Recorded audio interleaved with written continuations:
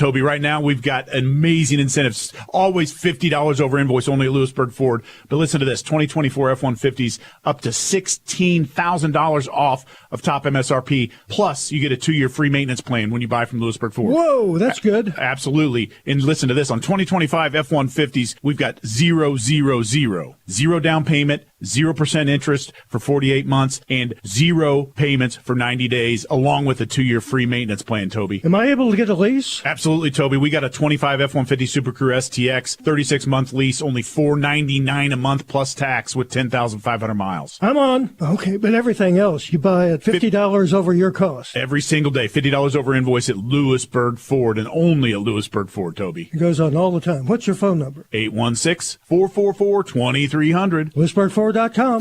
Tiger, Dragon, do you have what it takes to win? Be fierce like the tiger, strong like the dragon.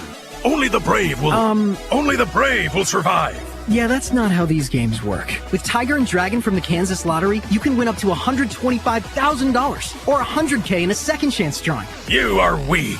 Ouch. It's not a video game. It's better. Play Tiger and Dragon instant games from the Kansas Lottery. Let's play. Yeah, that works. See KSLottery.com for details. What will we see from the Chiefs in their first preseason game in Arizona against the Cardinals? This is Jack Johnson. We'll break it down immediately following the Chiefs and Cardinals with the Red and Gold postgame show on Sports Radio 810 WHB. We'll bring you postgame interviews, press conferences, all the latest news, and feel free to call in and tell us what you think. All during the Red and Gold postgame show, brought to you by Bodabox Wine. Kick your tailgate party up a notch with Bodabox Wine on Sports Radio 810 WHB. Sporting KC are back at home this weekend to take on the leaders of the Western Conference, San Diego FC, on Saturday. With kickoff at 7:45 p.m., Sporting KC look to get back to making Children's Mercy Park a fortress. SKC will look to get out to a strong start this weekend as it's Sporting KC versus San Diego FC at 7:45 p.m. Central. And you can catch all the action right here as it's brought to you on Sports Radio 810 WHB by Blue Cross Blue Shield and Central Bank of the Midwest. Rod End Supply is involved with a variety of motorsports as well as industrial applications with many different types of products. Since 1989, Rod End Supply has provided superior products priced competitively. Whether you're racing at the circle track or drag strip, rock climbing, or going off-road, Rod End Supply has an assortment of rod ends, radius rods, and specialty products to keep your equipment moving. Rod End Supply's experienced staff is ready and willing to help you with your needs. Their promise is to continue to provide a superior product with superior service so you can stay in front of the field no matter what it is. To learn more, go to rodendsupply.com. KCFX HD4 Harrisonville, K279PI Kansas City, 103.7 FM. Sports Radio 810 WHB, Kansas City.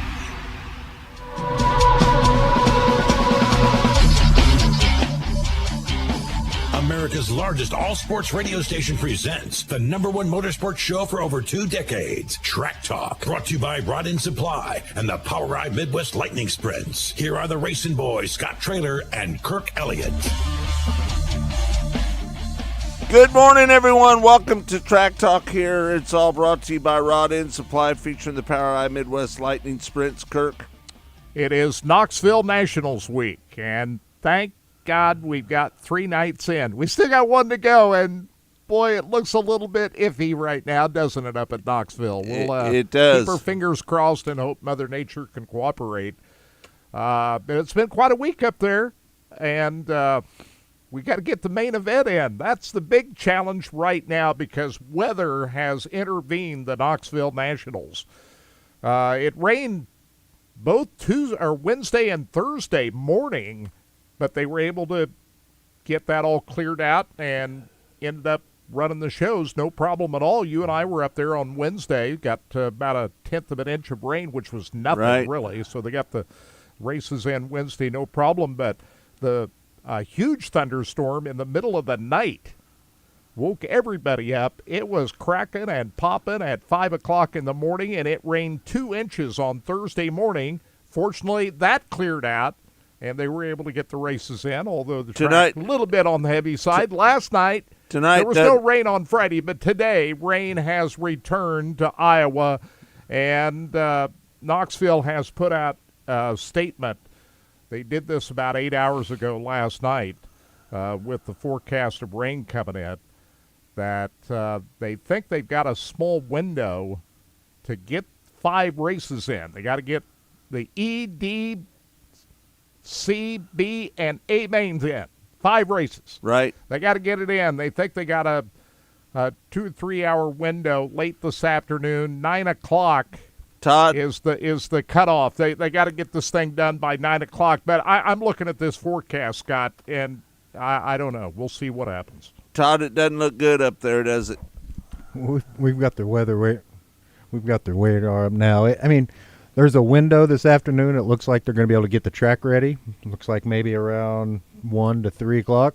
So I saw they said, 5 o'clock is what they're shooting for, Kirk? Well, they said they were going to open up the pits at 11 o'clock, and they were going to allow the haulers in the infield, which they never do during the Nationals.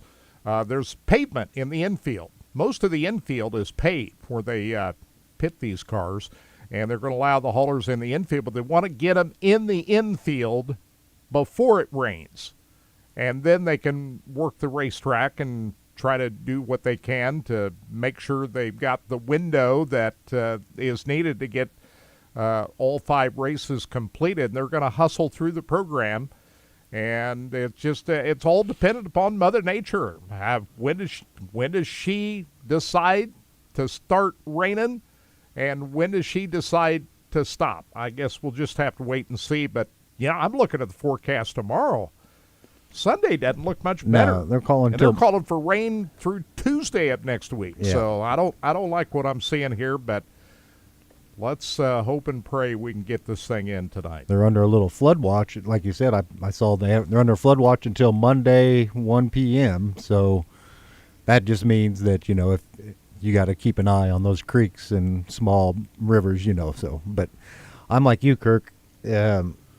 The farther we go on this thing, it doesn't look as, we're looking, Wednesday is the closest day we're looking at. Right. Is an open day. So I don't know, man. Well, let's hope that, this time of the year, if it rains one day, it's usually sunny the next. But here, we'll just have to wait and see what happens. But you say flooding.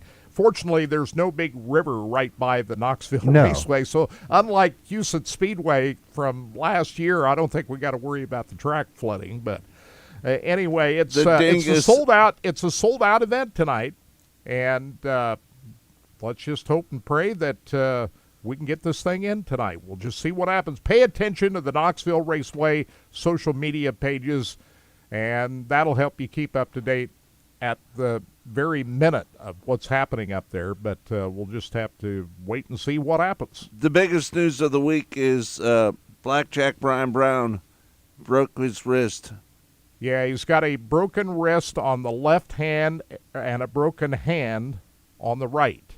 So he's got fractures in both hands after a violent flip on Thursday night in his heat race when he got up over the right rear of J.J. Hickle's car.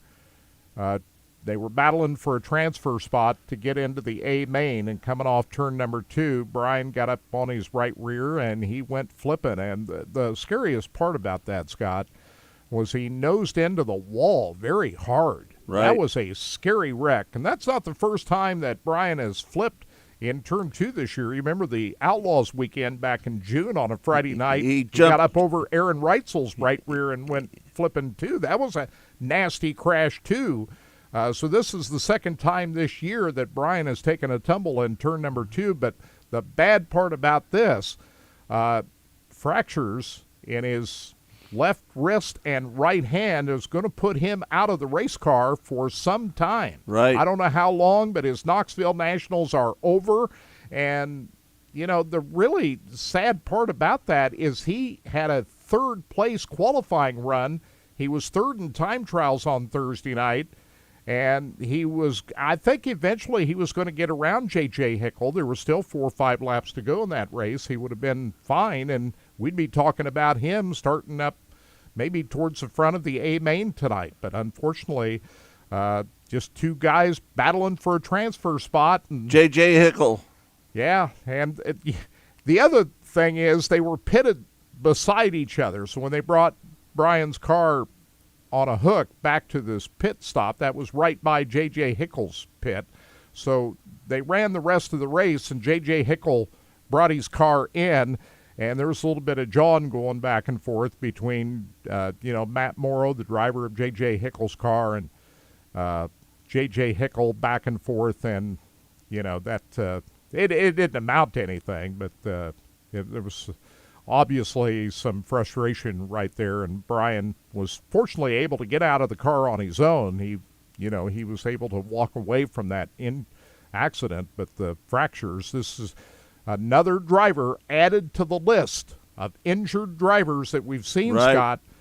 And last night, we had some concern for Justin Whittle, who took a nasty crash in turn 1 last night, the Hard Knocks night, and he was taken to the hospital. We haven't seen any update on the Pennsylvania driver this morning, so hopefully he is okay. But, man, we've had a rash of injured drivers. Eldora Speedway, the Kings Royal, we had Tyler Courtney injured and had back surgery, and he's out for the year. Aaron Reitzel, a broken foot. Brad Sweet had to be taken to the hospital. He had a concussion. He's back in action now. Brad Sweet is back in action now. But, man, we've had too many drivers get hurt in sprint car racing, and that's a bad trend. We don't like to see anybody get hurt. But probably the worst end of it was Tyler Courtney in Eldora Speedway when he had back surgery and is out for the year. So let's pray for a safe final night of the Knoxville Nationals, and we wish Brian Brown a speedy recovery. Glad it wasn't worse than that, Scott. It looked like it could have been worse for Brian because that was a nasty hit he took into the wall. It was. So what are you thinking about what we've seen so far? It's right now everybody's talking about Ryan Timms. The 19-year-old driver is on the pole position for tonight's race. He's won 5 times at Knoxville this year. Prior to this weekend, he'd won 4 410 features and a 360 feature up there. But even with that, I don't think anybody expected Ryan Timms to go win a preliminary night and then earn enough points to qualify for the pole of the feature event. Who saw that coming, Scott? I think we thought that Ryan was going to have a fast race car, but he's the guy sitting on the pole right now with Carson Macedo on the outside front row. He's sitting on the pole, Kirk, because he is the fastest car. That's it. Right. That's all you can say. He had the best night of any of the qualifying nights, driving the number 10 Shane Liebing car, and I think he's got a shot at this. Kyle Larson, who did win on Thursday night, has got to start in the 5th row tonight. He's got to come from the 9th starting spot. And here's the other thing you got to think about with weather. There's a good chance that Kyle Larson may not be able to run this race tonight. If it doesn't go in line with his schedule, he's qualifying the Cup car at Watkins Glen at around noontime, our time today. If he's got to get back earlier than he thought, what's that going to do? Or if they're not able to race at all today and come back tomorrow, Kyle Larson's not going to be able to run the Knoxville Nationals. So, hey, got to think about that. David Gravel's, he wins Knoxville night at the Hard Knocks night. Gravel, that was the other incident on Wednesday night. David Gravel and Hunter Schoenberg were going for the same spot in their heat race on Wednesday night, and David Gravel got the worst end out of that deal. They flipped the car. The 55 car and the 2 car got together. I think they were going for the same spot. I don't know. A lot of people say Hunter came up on him. Well, Gravel was coming down at the same. Right. I think it was just an incident that it's a racing deal. Yeah, they were both going for the same spot, and Gravel got the worst end of it. Fortunately, they were able to repair that car and get him back out there for the C main. He won the C main, but had too far to come in the B feature in 12 laps to make the transfer into the A. So he comes back on the Hard Knocks night. What happens is at the Knoxville Nationals, the top 26 in points combined over the 2 nights are locked in to Saturday night, they don't have to run the Hard Knocks night on Friday. Anything below 26th place in points, all those drivers come back and raced last night with a completely different show, a split field qualifying, and they go through the whole process again. And the top 4 finishers of last night's Hard Knocks night are locked into the final 4 starting spots of tonight's A feature. So those drivers are David Gravel, who end up winning the feature event, Buddy Kofoid, who come from 19th to 2nd, gets into tonight's feature event. Cole Macedo and Darren Pittman are your other 2 drivers that are locked in to tonight's show. So we got 20 cars qualified. 4 more will come out of the B main later on tonight. Kirk, Sammy Swindell looked pretty good, didn't he? He did look good. He had a pretty decent race car. Not bad for a guy that's going to turn 70 in October. Right. Sammy Swindell, the great 3-time World of Outlaw champion and 83 Knoxville National champion.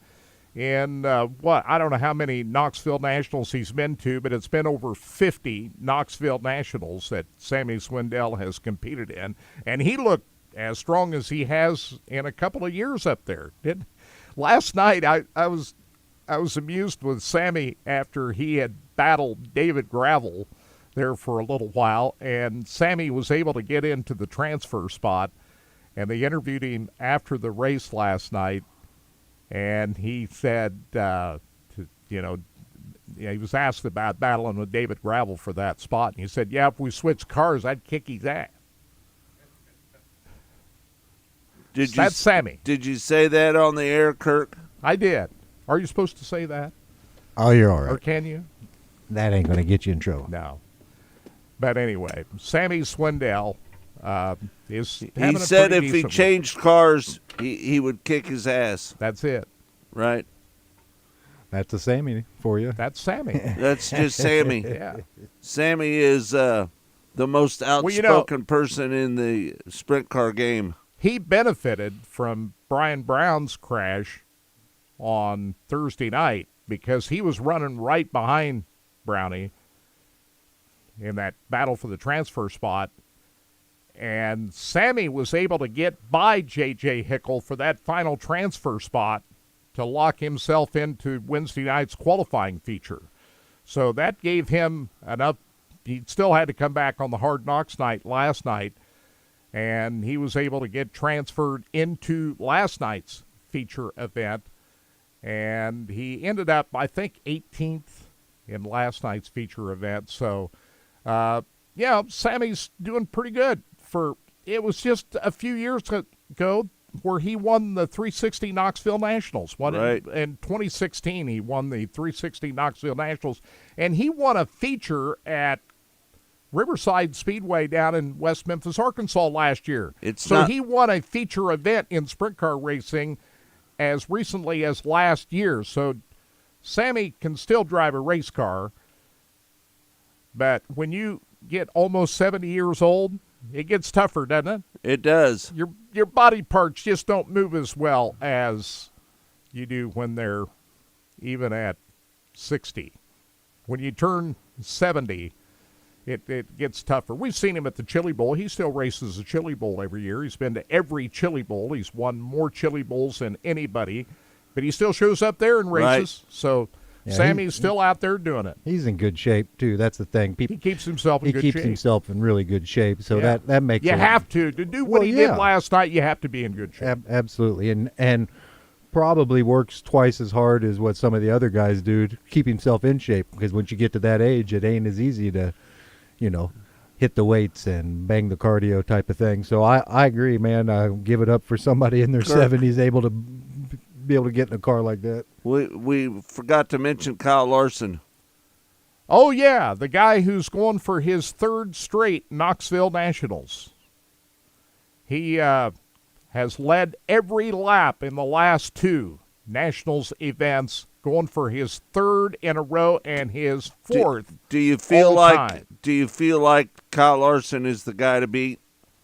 If they're able to get the show in and it doesn't get rained out tonight, yeah. Right. If they come back on Sunday to race, Kyle Larson's got no chance because he's got to race the Cup Series tomorrow. Right. So that's where we're at with Kyle. But last year, if you remember, Larson qualified near the he drew like the number one pill in qualifying, which means the earlier you go out, the better chance you have to post a good time because they don't have any split qualifying on the qualifying nights. It's all one straight shot, 50 race cars all going for it. The earlier you go, the better chance you get a good qualifying time. So last year, Larson drew the number one spot, and he was right up there on the front row. Well, this year he's on the back row, and he qualified like third from the end of Wednesday night's qualifying. He still posted a decent qualifying run, but it wasn't as good as what it would have been had he been up towards the front. And so, therefore, even though he wins the qualifying feature on Wednesday night, he only had enough points to put him in ninth in tonight's feature event. So instead of starting on the pole, which he did last year, he's got to come from the fifth row to get it done. Kirk, there's supposed to be a parade downtown. Weather permitting. Weather permitting. I don't know. It doesn't look like a good day for a parade to me, but hopefully they get it in. Parades normally go rain or shine, right? Yeah, unless there's lightning. That's the only type that they don't like to have a lot of people lining the streets when there might be lightning in the area. But I'm like you guys. It's the festivities for today, are usually big and grand, and now we're kind of already in the rush mode. It kind of seems like, you know what I mean? Like we're already going to be like, well, we're not going to see all the, the pomp and circumstance, the driver introductions like we normally see, and a lot of the other stuff. But I think most people would rather see the races. Absolutely. And most fans would be happy to part with all of the other circumstances if we can get the races in. That's the main thing. Yeah, you got to get these in. If weather permitting, if you can squeeze it in, get it in. And we know that the guys up there that do the work on the track, they'll have it. The Duncans. The Duncans will do whatever. They will do whatever. They've been down this road before. Absolutely. They've seen this before. This is not nothing They know new. what to do. Here's the lineup for tonight's feature event. We've got 20 cars qualified. Ryan Timms and Carson Macedo will be on the front row. Logan Schuart and Brad Sweet will start on row 2. Third row will be Sheldon Hodenshield and Corey Day, who finished third in last year's Nationals. Rico Abreu and Emerson Axum on row 4. Kyle Larson and Justin Peck will start in the fifth row. Sixth row, Garrett Williamson and Austin McCarl. Row 7, Bill Baylog and Giovanni Celsi, who's filling in for Tyler Courtney, who's out injured in the Clausen Marshall 7BC car. Cameron Martin, local guy, in the field. He qualified well. He got a great qualifying effort because he went out early on Wednesday night, and that's good enough to put him in the field in the 15th starting spot with Spencer Baston in the 16th, and then the four guys from last night. You got David Gravel, Buddy Kofoid, Cole Macedo, and Darren Pittman. Those guys are already in. They'll take 4 more from the B main. Kirk, Sam Haverteef Jr., he took advantage of the going out first. He did. He's had a pretty good Nationals. Look where he starts, Scott. 7th in tonight's B main. Not bad. Right. So, and that kind of rubs away the sting of the 360 Nationals when he ran out of fuel while leading the B main on his qualifying night at the 360 Nationals. That burned Sam pretty hard there because he really wanted to win that race, and that took him out of a qualifying spot for the preliminary feature event and whatever chances he had of winning the 360. But he's got the 410 in that car, and he doesn't run 410 that much. And he's sitting there in the 7th starting spot in tonight's B main. Let's you're saying some of the guys up towards the front of the B main tonight. You got Chris Wyndham, Brent Marks, Jack Anderson, a local guy, local racer, starting third in tonight's B main. James McFadden, who won the Capitani Classic on Sunday night, driving the Tarleton number 21 car. He lines up 4th in the B tonight. You got Linton Jeffrey, Parker Price Miller ahead of Sam Haverteef. Brock Zierfoss, Danny Dietrich, Derek Hager, already locked in from their qualifying Hagar. nights. Yeah. Donnie Schatz, we haven't spoken about him. He is the 11th-time Knoxville Nationals champion. He starts 11th in tonight's B because he fell one spot short in the Hard Knocks night last night from getting locked into the feature. So that meant that Donnie Schatz's fifth-place showing last night puts him in the 11th starting spot for tonight's B main. Donnie just a little bit off from what we used to seeing him at Knoxville, Scott. All right, we're going to take a break. More Track Talk brought to you by Rod End Supply, featuring the POWRi Midwest Lightning Sprints. More Track Talk when we continue. Track Talk. Rod End Supply is involved with a variety of motorsports as well as industrial applications with many different types of products. Since 1989, Rod End Supply has provided... Got 4 minutes here. 10-4. And specialty products to keep your equipment moving. Rod End Supply's experienced staff is ready and willing to help you with your needs. Their promise is to continue to provide a superior product with superior service so you can stay in front of the field no matter what it is. To learn more, go to rodendsupply.com. It's summer in Kansas City, and for most families, that means weeknights on the sports fields, kids' camps, pool days, and hustling back and forth with no time to prepare meals. Joe's KC Barbecue has you covered this summer with the Joe's To Go app. Dinner will be on the way without opening your door. All of your smoked favorites are just a few clicks away on the Joe's To Go app. Order for 1 or 100. Don't spend your summer in a drive-thru. Swing by Joe's for that traditional KC competition barbecue and tell them SSJ sent you. Get ready, Jayhawk fans. Football season is coming. The brand new renovated David Booth, Kansas Memorial Stadium is the place to be. Don't miss a minute of the action as KU football charges into a new stadium at a new season with big-time matchups and electric game day energy. Season tickets are on sale today. Great seats, great value, and the best way to rep the crimson and blue all season long. Secure your spot today at KUathletics.com. That's KUathletics.com. Amini's is celebrating 50 years of creating memories and connecting families with a special sale. Take advantage of massive savings and limited time prices on traditional and infrared saunas, outdoor furniture, game room essentials, theater seating, and more. Shop Amini's huge in-stock selection today and have it delivered immediately with Amini's white glove delivery service. 5 decades of 5-star quality, service, and selection. Amini's, 105th and Metcalf, or online at aminis.com. Hey guys, it's Grunny from the Plumbing Pro. You know we all rely on pros to solve our problems, from medical advice, the dentist, tax guys, or legal questions. At my house, if we can't flush, shower, or run the washer, it's a real emergency. I call the Plumbing Pro. If it's leaking, clogged, or dripping, and you feel your patient slipping, all you need to know is call the Plumbing Pro. Plumbing problem solved. Visit them at theplumbingpro.com and tell them that Grunny sent you.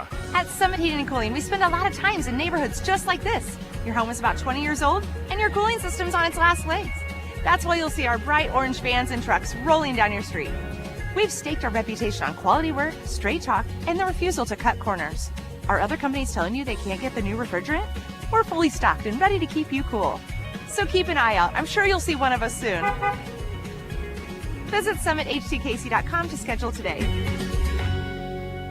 Hey everybody, this is Nate Buchanan. Lace 'em up, Kansas City. The Rock Chalk Run is back and bigger than ever. It's all happening Sunday, October 5th at the KU Edwards campus in Overland Park. And this year, they've added a 10K to the lineup. That's right, 10K, 5K, and a 1K family fun run, all supporting scholarships for deserving KU students. Live music, food trucks, cool race tees, everyone's welcome. Register now at rockchalkrun.com and use code 810 for a 10% discount. See you at the starting line.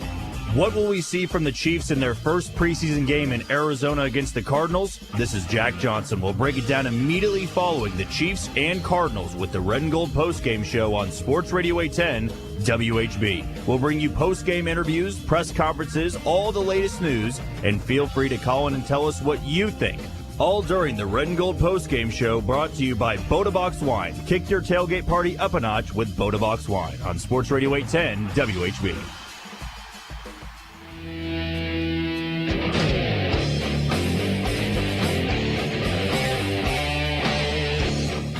Welcome back to Track Talk. It's all brought to you by Rod End Supply, featuring the POWRi Midwest Lightning Sprints. We got a ton of sound here. Let's start with the pole sitter for tonight's Knoxville Nationals, Ryan Timms, who got a third place spot in time trials, made the transfer out of the heat race, started 8th in Wednesday night's feature event. He was up to 3rd by the first lap. He went from 8th to 3rd on the first lap and took the lead from Justin Peck on lap 10 of the 25-lap race, and had a chance to visit with Ryan Timms after the feature race. The day after I was able to talk to him, here's my interview with Ryan Timms, the pole sitter for the Knoxville Nationals. Yeah, got a great start. The leader kind of did a late start, and everyone went towards more of the bottom, and I got on the gas and as soon as the leader went, and just went around the outside of everyone and got to second. I got to third going into 1, and then started battling with Garrett, got to second, and then got by him, started chasing down Peck, and then once we got to lap traffic, he peeled down to go to the bottom to get underneath the lap car, and then just missed it and gave me a run, and I was able to get by him. Were you surprised how easy it was to get up towards the front? Yeah, I was, but I wasn't going to complain with it. Once you got out in the lead, what was the biggest challenge for you? I'd say just lap traffic. When we got to lap traffic, I was fine out in open air. Just when we got to lap traffic, the lap cars, luckily for me, they weren't in the way really, and they stayed out of the way. But a lot of the time, it's hard to kind of judge what they're going to do.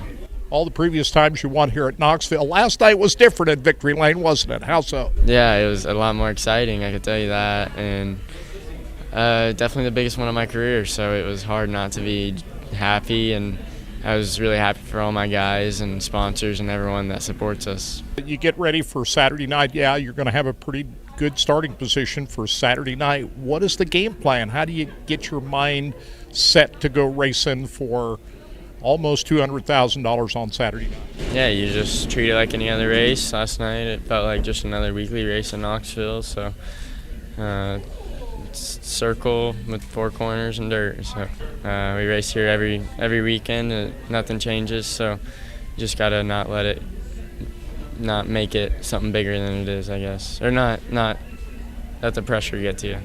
How much has winning all the races that you won this year here at Knoxville help you to get ready for last night and then Saturday night? Well, they invert 6 in the heat races, and we qualify here all the time. I know what to do. I know how to hit the bottom, and heat races they invert 6 on weekly shows, and so that gives you really good practice for nationals when they invert 8. I think no one made it out of the me and Austin McCarl were the only ones to make it out of the heat from starting far back, so I think that kind of says alone how critical racing here all the time is. Running the first heat was very difficult. As the heats went on, did the track widen out a little bit? Were you kind of helped by running one of the later heats? Yeah, I think so. It was still pretty narrow, and was definitely more narrow for the feature, more narrow than usual, but it was slick to a cushion, and I think the track was pretty similar for all the heats, but going out in a later heat definitely doesn't hurt. How do you approach 50 laps with a break in between now that's different than what you've been running? You kind of just, this will be my first Knoxville Nationals main, so I would say just treat it like 2 different races, get through the first 25, and then kind of reset and go back out for the next 25. Congratulations. Thank you. All right. Well, that was the day after he won, and I don't know how much, he probably celebrated big. He's 19 to win a feature of that magnitude at Knoxville after all of what he's done this year. Scott, I think he could have probably raced for the championship at Knoxville this year had he not gone to Eldora a few weeks ago. But they're testing the waters with some bigger competition. But do you think for certain? I think he would have threatened Austin McCarl with that Knoxville Raceway Championship up there, and he stayed and raced all the races at Knoxville, which he has not, even though he's won most of them. He went to Eldora. Yeah. So Ryan Timms, your pole sitter, and not bad. First Knoxville Nationals A main, and you're on the pole after winning a preliminary night. That's pretty heady stuff. Well, the guy who's going to start on the outside of the front row is the driver of the number 41 Jason Johnson racing car, Carson Macedo. That car has been to victory lane at the Knoxville Nationals before with two other drivers. David Gravel drove that car in 2019 after Jason Johnson himself won one of the most memorable Knoxville Nationals ever 9 years ago in 2016. Can Carson Macedo become the third different driver of the 41 to visit victory lane at the Knoxville Nationals? Well, Carson will be on the outside of the front row. He's got a pretty good shot at it after a fourth-place qualifying effort on Thursday night, second in his heat, and fifth in the A feature. Carson Macedo on the outside of the front row.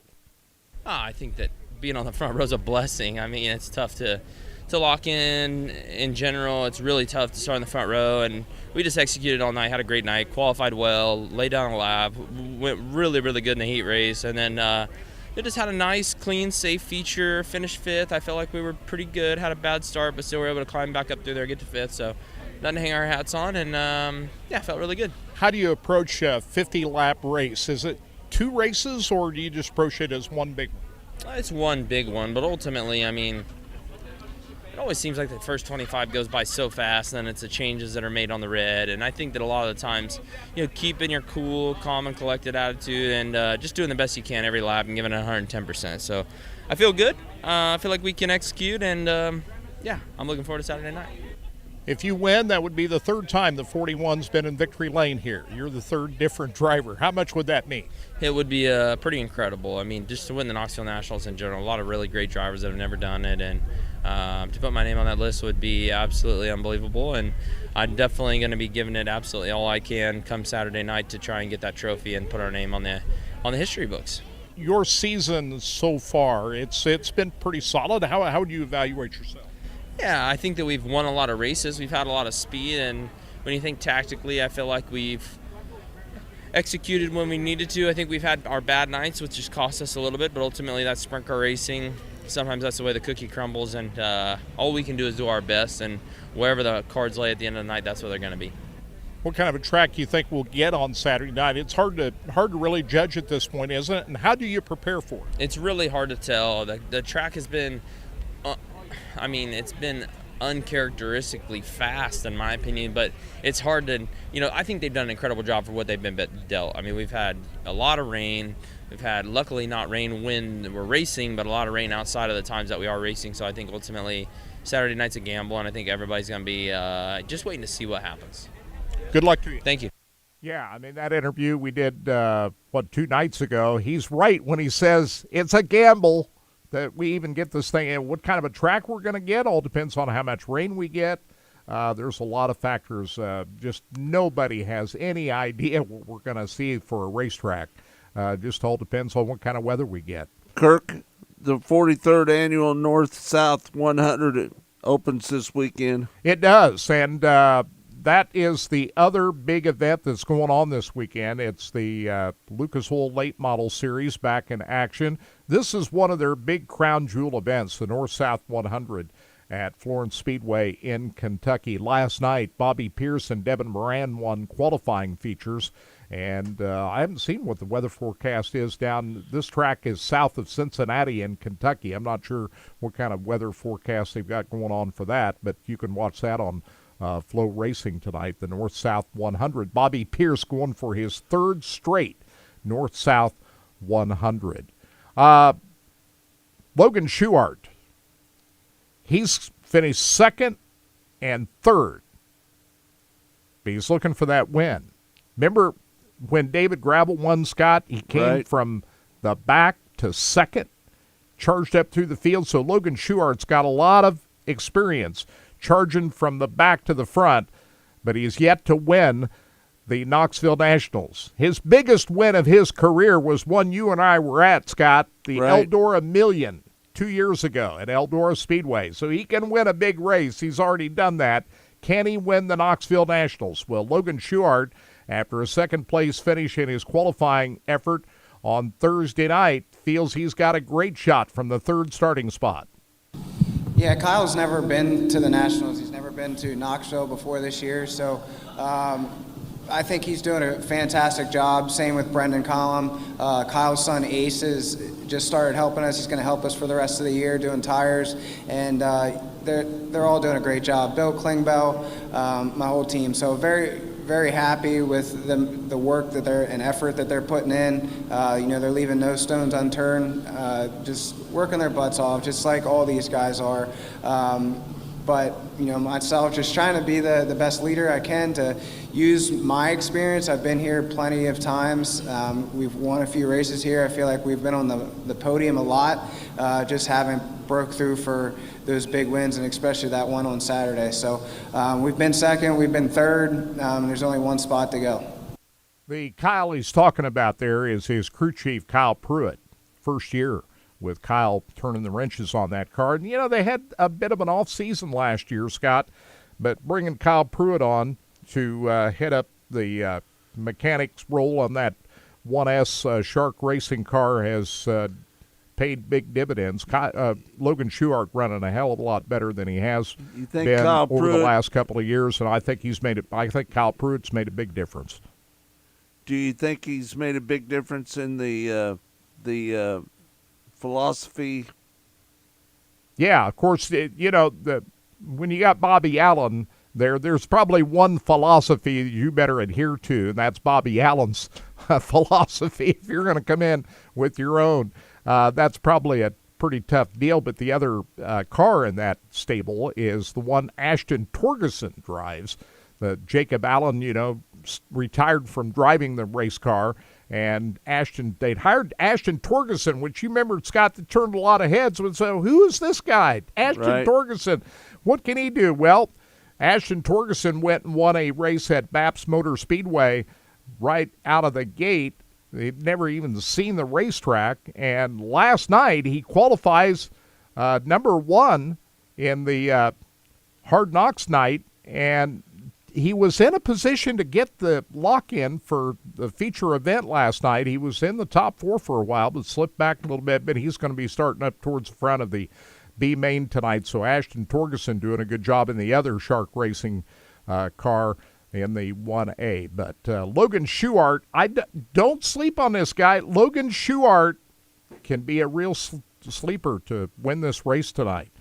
Remember some of the recent World of Outlaw events they've had at Knoxville up there. Schuchart's had a very fast race car, so it'll be interesting to see. Nobody's talking about Logan Schuchart winning this race tonight, but I think he can get it down. Well, another guy that can get it down is Brad Sweet, because he's done it before. Brad Sweet is the 2018 Knoxville Nationals champion. He is a 5-time World of Outlaw champion and the reigning High Limit Series champion and current point leader. Brad Sweet got some different guys working on the race car. Remember a week ago, Casey Kane decided to step out from driving his own number 9 car and sent his crew over to work on the 49 Napa car. So Brad Sweet working with a new crew here, and had a chance to visit with Brad Sweet after his effort that puts him on the 4th starting spot of tonight's feature event. Getting that transferred out of that first heat, that's almost impossible. Yeah, I wouldn't say it's impossible, but we didn't do everything right and didn't make it. So, but when you go quick time, it's not as urgent. You don't really want to put yourself in a bad spot and get in a wreck, because then you're done. So, you're going to have the front row of the B, and you just have to work a little bit harder. So, starting 20th, every spot in front of you is points. So, luckily we were able to get all the way to 8th, and really, to me, I just wanted to run top 10 and give myself a shot Saturday, at least get in the show. And to start top 4, I think we overachieved, honestly. I think we're capable of it, but as far as, where we've been and how we've been running and what our expectations, or, what other people's expectations were, it's nice to kind of come in here and have a good, solid night and put ourselves in a good spot. Feels good to get an early draw in qualifying, too, doesn't it? Yeah, this place has kind of turned into a little bit of a draw-sensitive, deal the last few years. Obviously, last night was pretty equal, but tonight it definitely fell off, and we definitely benefited from the early draw, which, we needed to capitalize the whole night, and we did. So I think we did everything we did within our, realm of what we could control, and, we maximized our point potential, and that starts us fourth, so we can't complain about that. How much of a challenge is you got some different guys working on your race car now? Yeah, I mean, it's not too bad because, they've been at KKR and we always work together as a big group anyways. But, it's a little different mindset and mentality. So, really nice to have Casey and really enjoyable to have Casey to work with, all night tonight. I think he did a really good job, and I'm really excited to see what we can do together. Did you get fully recovered from that nasty crash at Eldora? Yeah, I think so. I think tonight kind of proved that, to me and to other people that, might question is like, this is no easy feat to go out there and execute, quick time and, go move forward in the heat and then go 21st to 8th in the AMA non-stops. I think it proved we had a good car, and it proved I was kind of up for the challenge. 7 years ago, you won this race. How much do you take from that experience of winning this before into Saturday? Yeah, I mean, it's been a few years since we've been kind of in the conversation or in contention to win, so it's kind of nice. I mean, I kind of feel like we're maybe, I didn't think coming into it we would have as good a shot as we do right now. I kind of feel like we're playing on house money right now, so there's some guys around us. Obviously, Kyle's going to be coming up and Rico behind us, but to put our name in the hat, and you never know what 50 laps can bring, and honestly, if we just go out and execute, if we win, if we run top 5, I'll be, anything like that. I want to be in contention and have a good showing. With 50 laps and that break in the middle, do you treat that like two different races, or just how do you go about that? Yeah, you're trying to get your car right, and then the track will be changing a lot from the second 25. So it's a very challenging race. To win it, it takes perfect execution, especially for someone like me. When you're going against the guys that are going to be so hungry and up there that to try to win their first nationals, and Kyle trying to win 3 in a row. So I think I'm in a good spot, though. Honestly, I don't think I really have a lot to prove to anybody, and I think if we get it right, you never know with me. Now, that's a pretty humble guy, considering he's won 5 World of Outlaw Championship and is the reigning high limit champion. He's won the Knoxville Nationals. Say, hey, boy, we're playing with house money here. We're feeling good. Is that a little bit too much humility there from 5-time World of Outlaws champion? What do you think? I think so. David Gravel, I think the most boos that I've heard are towards David Gravel up there. I don't know whether that was the dust-up that he had with Kyle Larson at Eldora Speedway when the two were fighting for a podium finish at the night before the King's Royal here about a month ago. Gravel and Larson were fighting each other, and Gravel got mad at Larson and turned him around and said, hey, he doesn't need that 3rd place finish. What's he doing out there? Right. But Gravel's, even after the interview with that event, that wreck that he had on Wednesday night, he said Hunter Schoenberg went in there with his eyes closed. It drew a lot of boos from the crowd. Right. And then last night when he was standing in Victory Lane, David Gravel's up there kind of like what we've seen Denny Hamlin do, hey, put his hand up by his ear and say, hey, bring it on. So you got the 2 different styles there. Brad Sweet with a lot of humility there, and David Gravel loving the boost that's coming his way. Pretty interesting stuff. Track Talk is brought to you by Rod End Supply, featuring the POWRi Midwest Lightning Sprints. When we come back, more sound from the Knoxville Nationals. All right. Track Talk. Rod End Supply is involved with a variety of motorsports as well as industrial applications with many different types of products. Since 1989, Rod End Supply. 3 minutes here. 10-4. Programming. Moving. Rod End Supply's experienced staff is ready and willing to help you with your needs. Their promise is to continue to provide a superior product with superior service so you can stay in front of the field no matter what it is. To learn more, go to rodendsupply.com. Hi there, Gary Joslin with Joslin's Jewelry. I'm not the class-trained Company. I'm a mom and pop jewelry store for 42 years. We were recently voted the gold medal #1 jewelry store in the greater Kansas City area by Ingram's Magazine. Come see us at Jocelyn's Jewelry, 9529 Antioch. Jocelyn's Jewelry, the jeweler you'll recommend to your friends and family. Jocelyn's Jewelry, for the best that's yet to come. CBD American Shaman is introducing a groundbreaking new product. Advanced alkaloids are a plant-based supplement designed for anyone seeking natural relief from everyday stress, discomfort, or those days when you're feeling a bit down. Stop into your local CBD American Shaman locations and ask about advanced alkaloids. Mention this ad at a participating Kansas City area location to receive your free trial of advanced alkaloids. A $9.99 retail value. No cash value. These statements have not been evaluated by the Food and Drug Administration. This product is not intended to diagnose, treat, cure, or prevent any disease. Must be 21 or older with valid ID to purchase.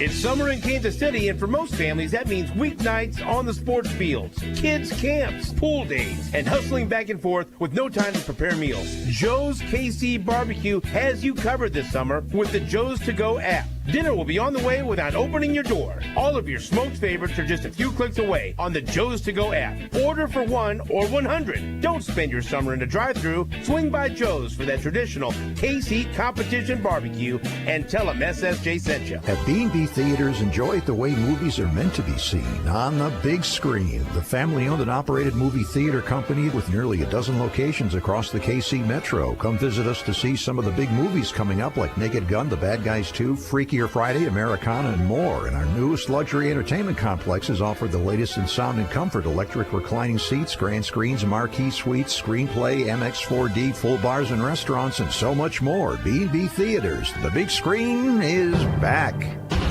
The NASCAR Cup Series. Pole winner Chase Briscoe elects to start the race on the outside lane. Final 3-race countdown to the playoffs. Trouble left turn number 2. A couple of cars spin. Kyle Busch is one of them. Heads to Watkins Glen International. The sun setting behind him. The wind at his back. The checkered flag is in the air. It's the Go Bowling at the Glen. Sunday afternoon at 1 on your home for NASCAR. ESPN Kansas City, 1510 a.m.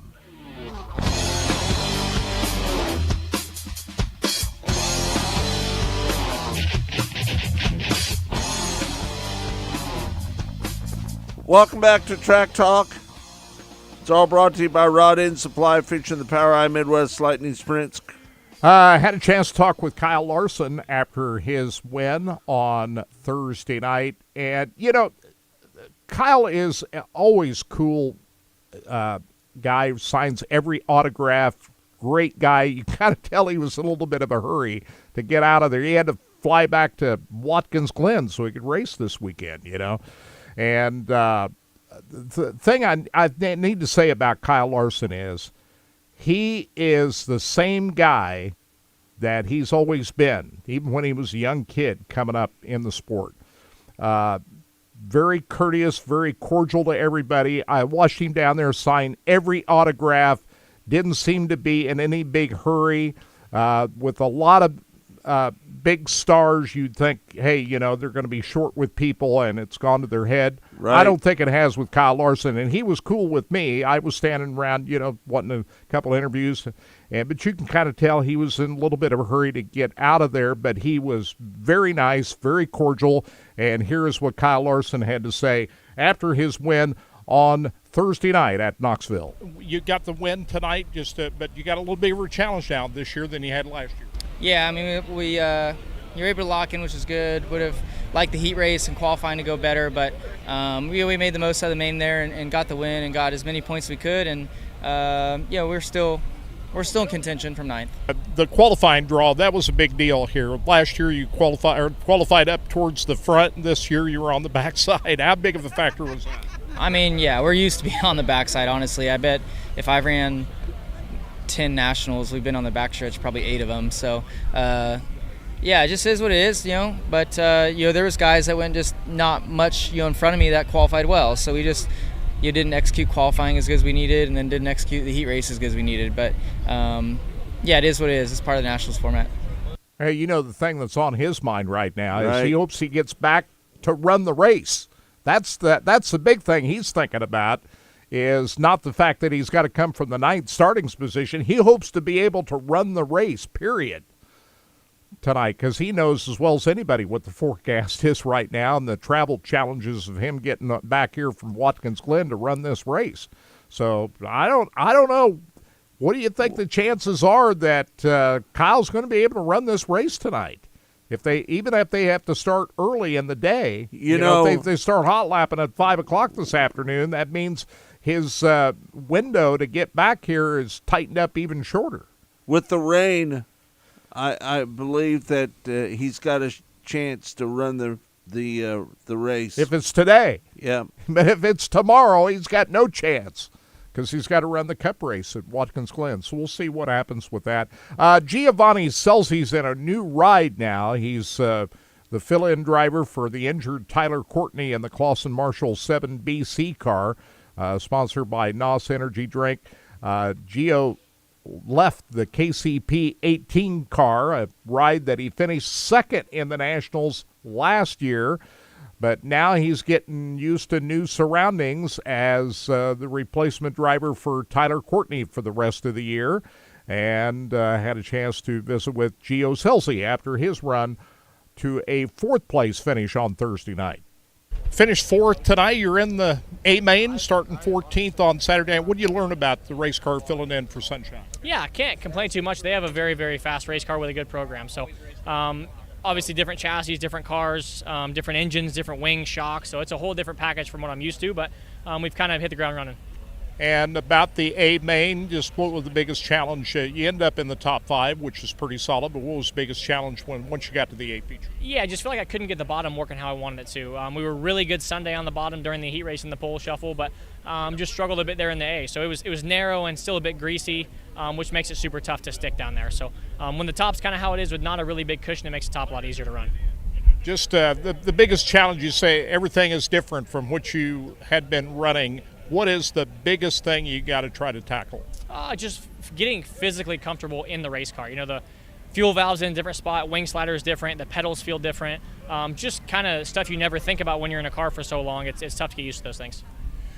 You get around Knoxville pretty well. What is it about this racetrack you like? Good question, man. I don't know. I think it takes a lot, mentally and physically to run around here, and just a place I've always really wanted to be good at. Giovanni Scelzi starts 14th in tonight's Knoxville Nationals A-Main. What do you think, Scott? Gio switching rides, and, he's got a lot of new things going on. I think he's got a chance in that 7BC car. Yeah, I do too. That's a fast race car. Right. If Sunshine were here, he'd be wheeling that car. But, the thing he was pointing out is it's a different chassis, different feel.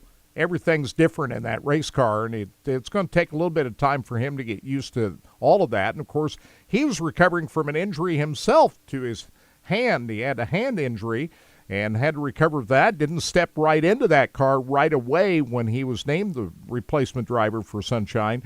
But, he had to get used to what's going on at Knoxville. 360 Nationals last week and the 410 this week. I think Gio's got a pretty good chance to get a pretty good run-up from the 14th starting spot. We'll see what 50 laps is a lot of time to get yourself moved up through the field. That car's pretty fast, Kirk. It is a fast car. Yeah, it is. It's a fast race car. So I would look at Gio as one of the guys, along with David Gravel, that you need to look at coming from near the back, which makes, at first I didn't like the 50-lap feature with the break in the middle. I was used to 30-lap feature events. For years, Knoxville Nationals was 30 laps, but this adds a little bit more strategy and a lot of different things, because a lot of times the second half of this race is much different from the first after you give these guys in that open red time to make adjustments on these race cars. So that it's going to be different in the second half, and of course, who knows what kind of track conditions we're going to see with the weather the way it is. So that's what we got going on. Hey, one last thing I wanted to mention. I was up at Iowa Speedway last weekend. William Byron won the race up there at Iowa Speedway. Great crowd up there. I was impressed probably with the crowd they had for the Xfinity race on Saturday up there. It was sold out for Sunday. So I look for Iowa Speedway to be back on the schedule next year because of the ticket sales they had up there. And they're already offering tickets for next year. on All the right. website. Thanks, everybody, for Track Talk. We appreciate everybody tuning in to... Hey, I just want to mention, make sure you pay attention to the Knoxville Raceway social media pages. That's where you can get your up-to-date information on the weather up there. So for Facebook, Twitter pages, all of that. all the stories that we talked about are on racingboys.com. Racingboys.com. 30 seconds. So, all right, we got hour 2 exclusively coming up. Kevin Thomas Jr. will be on the show exclusively on Racing Boys. All right, thanks everybody for tuning in to Track Talk. It's all brought to you by Rod End Supply, featuring the POWRi Midwest Lightning Sprints. We appreciate everybody tuning in.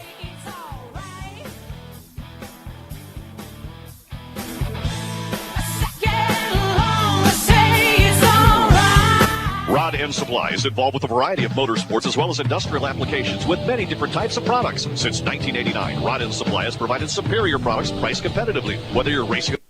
All good, guys. Thanks, Dylan. Appreciate it, brother. Yeah, have a good one. All right, you too, my friend. Radius rods and specialty products to keep your equipment moving. Rod End Supply's experienced staff is ready and willing to help you with your needs. Their promise is to continue to provide a superior product with superior service so you can stay in front of the field no matter what it is. To learn more, go to rodendsupply.com. Is involved with a variety of motorsports as well as industrial applications with many different types of products. Since 1989, Rod End Supply has provided superior products priced competitively. Whether you're racing at the circle track or drag strip, rock climbing, or going off-road, Rod End Supply has an assortment of rod ends, radius rods, and specialty products to keep your equipment moving. Rod End Supply's experienced staff is ready and willing to help you with your needs. Their promise is to continue to provide a superior product with superior service so you can stay in front of the field no matter what it is. To learn more, go to rodendsupply.com. Shirt, especially sportswear, in-house. We do all of the screen printing, all the embroidery. We do some vinyl. The other add specialty items like your pens, magnets, notepads, calendars. You can actually buy that, build your business to make it larger. We have the largest screen printing process and the largest embroidery anywhere around in the area. We can do stuff all the way from your school clubs to sports teams, a professional look in the office. If you can imagine it, we can do it for you. From the circle track to the drag strip to off-road racing, Rod End Supply has been keeping their customers at the front of the field since 1989. Whether you need rod ends, tubular rods, or specialty products, Bob Douglas and his Rod End Supply staff are always ready to help you with your needs. You can visit them on the web at rodendsupply.com or call them at 800-284-2902. That's 800-284-2902. Rod End Supply, keeping you at the front of the field. What's up, everybody? Welcome to Sabres 33 RLP. Let's go take a tour. Coming into this animal, we're going to take a trip back here to the feature of this trailer, the deck. Check it out. It's awesome. It's 4 by 10 feet. You can dance on this thing. Boom! Check it out. It's pretty nice. And then coming to the back of this thing, you got a 75-inch TV. It's huge. 60-inch fireplace. Nice and big, keep you warm. Then you got an ottoman that converts into a table, if you will, maybe some TV trays. Then this hide-a-bed that I'm pointing at, it comes out and folds into like a king-size bed with storage in the corner for all your linens. Great little addition to the trailer. Your dinette, of course. Then you're gonna come around to the kitchen with the tic-toc sink. It's got the spritzer and the waterfall and all that stuff. Residential style refrigerator. It's got the microwave and the oven that's residential as well. Big old pantry over here with motion detected lights, coffee bar, and then coming up to the bedroom, you'll have the bathroom first, nice and spacious with a seat in it for them ladies. And then we got the king size bedroom with washer dryer hookup. I'm telling you, this is a home run for a couples coach. Come and see me, Kyle Walker. When Steve died, the outpouring of love was amazing. These dollars had come together to support us, and we realized, no, we didn't want to use them for us. We wanted to use them to help others. The foundation has done so much for so many people. It helps any family that has somebody, whether it be a crew member or one of the drivers, that get hurt. We can help them to get through the situation. I was injured in a non-wing sprint car accident that broke my neck and left me with a spinal cord injury. I was in the hospital 8 months, and that got really, really expensive, so having that extra help to helped push me and my family forward was a big deal. Yes, Steve's death is the reason the foundation exists, but it's Steve's life and it's the lives of racers everywhere is the reason we're able to do the work we do.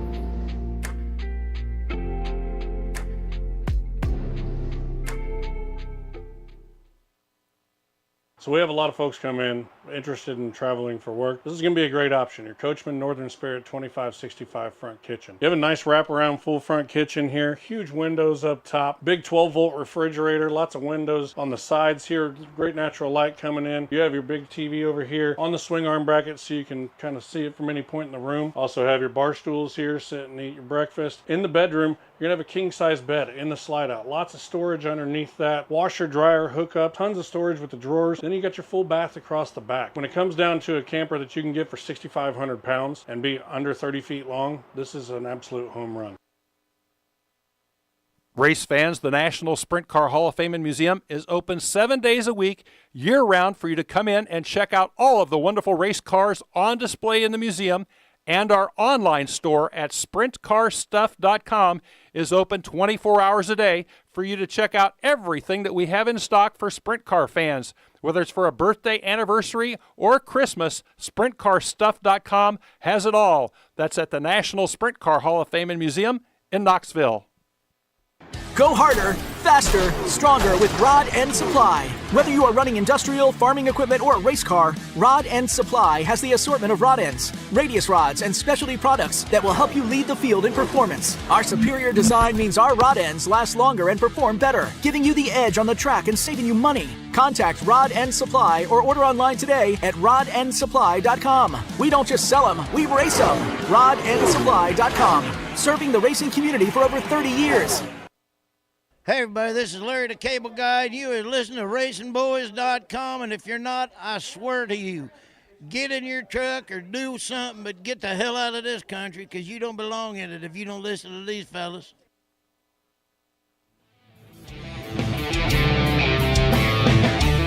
It's time for America's most unique motorsports show, Track Talk, brought to you by Rod End Supply and the Power Ride Midwest Lightning Sprints. Here are the racing boys, Scott Traylor and Kirk Elliott.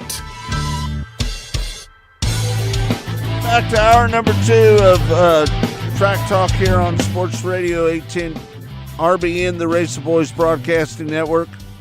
Hey, a good place to wait it out if there's rain up there at Knoxville. If you're sitting around Knoxville waiting out the rain, no better place to do it than the National Sprint Car Hall of Fame and Museum.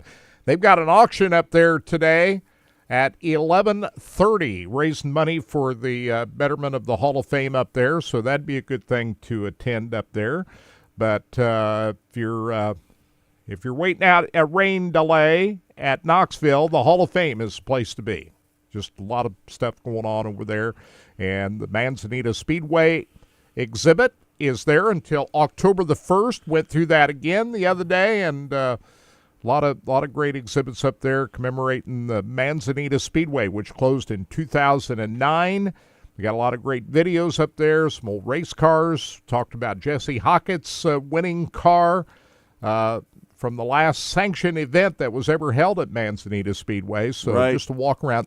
Oh, by the way, Shane Carson up there. He's organized these autograph sessions up there.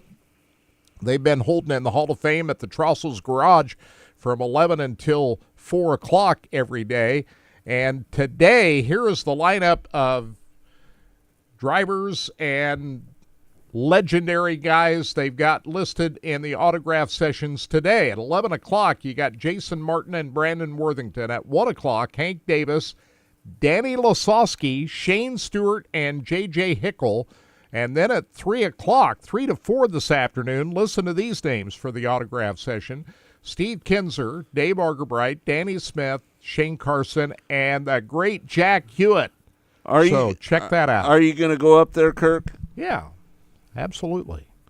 I got to, it's the Knoxville Nationals. A lot of events you'd say, well, it's raining up there, I think I'll stay home. But now I got to go. They're going to race this event at some point, Scott. Even if it's not today, they're going to race the event at some point tomorrow. So, yeah, I'm going. So you got to be there. It's the Knoxville Nationals. So we'll wait out whatever rain event that happens up there. So Scotty Cook did a pre-race show. He did. He was doing it every day up there, wasn't he? Yep. So you had a lot of different drivers on. How do you listen to that? You go to his Facebook page. Where do you get Scotty Cook's race day shows at? On Facebook. So just do a Google Scotty Cook. Right. You bringing it up there, Todd? Yes, sir. There we go. So we've got right there. There you go. We see the great Scotty Cook. He's underneath the main grandstand, isn't he? Yep, there along with all of his sponsors that help make it possible for Scotty to be on the show. I saw Blake Hahn sitting in the I knew Blake was going to be on the show. Yeah, I saw him sitting there getting ready, and it's good seeing Scotty Cook out there still. Scotty Cook's got that hat on to cover up his bald head. Well, you don't want to get burned out there. But you can see Scotty's even got him a little logo over there in the corner with his face on there. So it's a good deal. They got... Looks like fun time was had by all up there. But, yeah, if you want to go to, all you got to do is search Scotty Cook, or I'm sure a lot of these impact signs and awnings, all those sponsors you see there, they're sharing it on their social networks too, so you can find it. You can find it right there. But, yep, looks like you might be I just saw, looks like it's getting ready to start raining, guys. About 5 minutes there at Knoxville is what they're had one of the persons there on our chat room saying, looks like it's getting ready to start raining. So it's probably starting raining right now. Me and Kirk, I predicted 9:15 was my prediction, and we're at about 9:08. So we're real close, Kirk Elliott, to that weather. Well, let's hope it just blows on through and it's not as bad as what the weather forecasters say it's going to be. Yeah. They're sometimes wrong, right? Weather forecasters? All the time they're wrong. Yeah. So. Let me tell you something. I had no idea. So yesterday I texted Kirk Elliott and said he said he got back into town and everything, and I said, man, they're starting Lakeside an hour late because of the heat, excess heat, but there was lightning and thunder so loud at my house. It was amazing. And then I read on the Lakeside Post, they had a little bit of a rain delay at the beginning of even though they had pushed the races back an hour, they still had a tiny weather delay. They pushed it back an hour, didn't they? For the heat, but they still even had a little weather delay even on top of that because they got some rain that came in. So when I went out there, I got there about 5 o'clock, I'd say, guys, and I was dropping some Racing Boys. I bought some coloring books for the flag. The flag kid of the week, Lisa Burlington has a thing, and Racing Boys are sponsoring part of that. And so I dropped some coloring books off there at the front gate, at the pit gate with the Watlands. And you could tell that it was hot out there, but I thought for sure there was no rain anywhere. And then all of a sudden, out of nowhere, just a black cloud. My wife came inside. The dog was outside. Dog come running in. They were outside. Dog come running in, scared because the thunder was so loud. And then we did get a brief storm, and so it was good that it was amazing how hot it was. It was 7 o'clock at night, guys, last night, and it was still in the 90s. I mean, sticky hot. Just cut it with a knife. Just not fun. So, but it really the wind was really blowing yesterday, which was kind of strange. We had it was just hot and the wind was blowing, but it was good to see they got the races in here in Kansas City and everywhere around.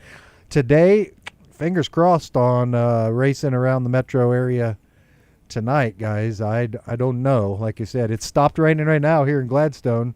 I went out between breaks. Not raining right now. It's drying up actually a little bit out there, but the sky's still black, so it looks like it could rain again anytime. Well, they did get the races in last night. Tim Carrick wins the B-Mod feature. How about that? Chris DeShong in USRA stock cars. E-Mod winner was Josh Boyd, and in pure stocks, Ed Knoll. So congratulations to all those winners at Lakeside Speedway last night. As far as the Saturday night tracks around these parts, make sure you check. I don't know. better check their web pages. Absolutely. Before you head out. That's what That's all I'm saying. So we're looking at the radar in southwest Iowa headed towards Knoxville. Yeah, that's the blue dot you're seeing there. It looks like that's a pretty wide band. Is that blue dot rain. Knoxville? Yeah, the blue dot's Knoxville. So, but it looks like it might take a while for that to blow on through, huh? Yeah, my guess is like I said, what I saw there looks like there's going to be a window this afternoon, Kirk, but you might not want to go up there. I'm going Kirk's no matter going. what. Yeah, I don't blame you. You're They're going to run the race at some point, Scott. They're going to get it. It's sold out. You know, this is one event you don't have to worry about the walk-up crowd because the tickets are sold. They said they had a few pit passes they were still selling, Yeah. right? So- but I'm like you, Kirk. There's plenty to do up there, and The Hall of Fame is the Hall the of place Fame. I'd be right so, now. like you said, I mean, obviously it's going to be probably going to be a busy place there in the Knoxville area. I'm sure everybody will be in the, which is a good thing for the museum. More eyes on the museum, better, right? I mean, anytime you can. That's get, it. That's, so here we go. Here's the live radar. turn your mic up just a little bit there, Todd. Sorry about that, guys. There yeah. we go. So There here we go. Here's the live radar. So right now, hold on. Let me do the refresh so that the darn thing will pop up. But yes, it's That's pretty current right there. Yeah, pretty big swath there, Kirk. Like you were saying, it's pretty big. So I don't like the looks of that at all. but there's nothing. I don't see anything behind it, which is Okay. good. You Well, know what I that's mean? good. Which I'll pull that up on our screen there. I mean, But it's supposed to redevelop later on tonight. Yeah, we were told last night they need to get this show in by 9 o'clock tonight. yeah, that's Because after 9 tonight, it's supposed to another round of storms coming through. so it's raining probably right now. Like I said, just getting ready to starting to feel the sprinkles there. So Chris on- Duncan and his crew got their work cut out on that racetrack. Well, they won't be adding any water to it this Now, morning. you know what they've done though? Is they've sealed it over. Yeah, that's They've they sealed did. it. So Last whatever night. rain comes now, it'll just roll right off the top. So Yeah. you don't want to go in and cut the track No, in not any right way. That's why they wanted to get the haulers in the infield before the rains came. Yeah. Now, I'm not sure they can. At this point, that they said they wanted to have them in there by 11 o'clock. They said the pits are open at 11 o'clock. They want to have the haulers in the infield, but it may be too late I was for that getting ready now. to say, hopefully they're already moving them in there, maybe. Yeah, But better get them in there now. So anyway, they were told all of this last night to be prepared for the rain coming in. We'll just have to wait and see. Hey, I've got a little bit of sound from last night. You want to hear it? David Gravel, the winner of last night's Hard Knocks feature last night. Here's his take on where he stands coming from the 21st starting spot in tonight's feature event. Honestly, the heat race was really stressful. I got a first good start, got in the lead, and the caution came out, and then I got another good start, and felt like I was in good position. Went to the top 3 and 4, and went to turn down when the leader slid, and Sammy was there, and then I was back to 4th or 5th there for a second. So that was probably the most nerve-wracking couple laps of my night, and I knew once I started 4th, just try to manage the race and kind of got in line there, and then after that red, tried the bottom, and that's what really changed my race. And Buddy Kofoid is your second place finisher, coming from 19th to 2nd. Here's Buddy's take on his Hard Knocks night. No, I don't know. If you would have, like I said earlier in the interview, if you would have told me you would have made the Nationals off after my prelim, then I would have told you were crazy. We were just, not pointing the finger at anyone, but we were just that bad. And I had high hopes. After June, we went 10th to 3rd in the Outlaw Show, and felt at that time was the best I've ever felt here at Knoxville, and just didn't really have anything go our way, and just struggled to get our car to turn, to be honest with you, and to get it to stay left. And I kind of struggled mentally, and never was able to quite dig myself out of the holes that we were unfortunately in. And then today, we start off pretty bad too, starting 6th in our heat race, and got to third, and then on restart gave up third. And but like I said earlier, I think that was just a blessing in disguise running that B main, just because I feel like it gave us more laps in the B just to get our car better and get me more laps, to figure out the bottom and moving around and kind of figuring out what I needed and what I thought was good and so on. So, but that feature, I was kind of glad they had that yellow and swapped the lanes and put me on the top, just because I feel like when they blade the track here, the top is so easy to run and so much faster for the first 5-6 laps, and was able to pick up a lot of spots there. And then but really all the credit goes to Dylan. He did not give up overnight, and Nate Gage and Buzzy did a really good job and kind of turning our week around and getting our car a complete 180, to be honest, where I could move around and I'd run the top the whole race, and then just to abandon the top to go to the bottom is a gut-wrenching feeling here, just because of how hard it is to hit, and then picked off 2 more spots and felt exceptionally well down there. So just really relieved, but ready to go tomorrow. And he is the top earner in all of sprint car racing, Buddy Kofoid and the Roth number 83 car. Why? Because they won all that money at Houston Speedway about a month ago, or a couple months ago. Remember that? Won $250,000 plus another $100,000, and he's won some other big races. $50,000 to win high limit race at Eagle Raceway. So nobody has won more money, and boy, this would add to the total if Kofoid would get this one tonight, wouldn't it? $195,000 up for grabs for the winner tonight at the Knoxville Nationals. So pretty good run, Scott. Buddy coming from 19th to 2nd last night. What do you think about that? Jacob Denny opens up the midget week at USA Raceway. The Extreme Outlaw Midget Series in action, and Appalachian Midget Week out in Pennsylvania. I don't think they see a lot of midget races in Pennsylvania, do they? This is a pretty rare occurrence. We see midget racing out in Pennsylvania, but they had that going on. As you mentioned, Jacob Denny winning the opening night of that at Kutztown, Pennsylvania. That's called the Action Track.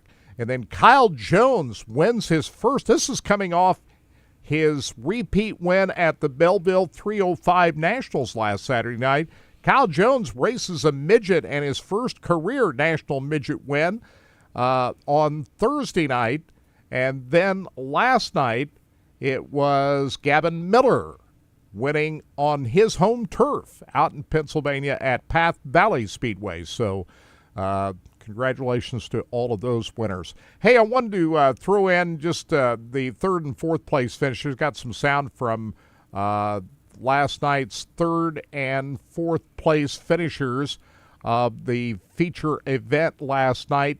Cole Macedo ends up in 3rd place. He's driving, Wayne Johnson's number 2C car. And he had a pretty good run up there. A pretty solid 3rd place finish last night for Cole Macedo.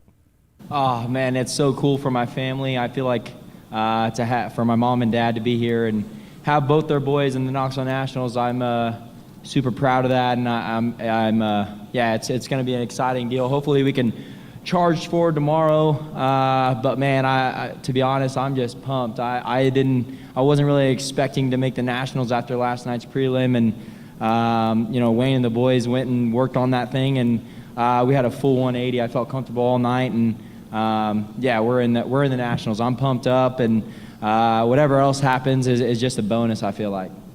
Pretty good deal for the Macedo family. You got Carson starting outside the front row, and you got Cole Macedo, who's also a World of Outlaw regular. You got to give Wayne Johnson a little bit of credit because he's the crew chief on that car. Oh, yeah. No, he's got it going on right now. They won that high limit race out in Fremont. Right. When he flipped the race car, you remember that here a few weeks back?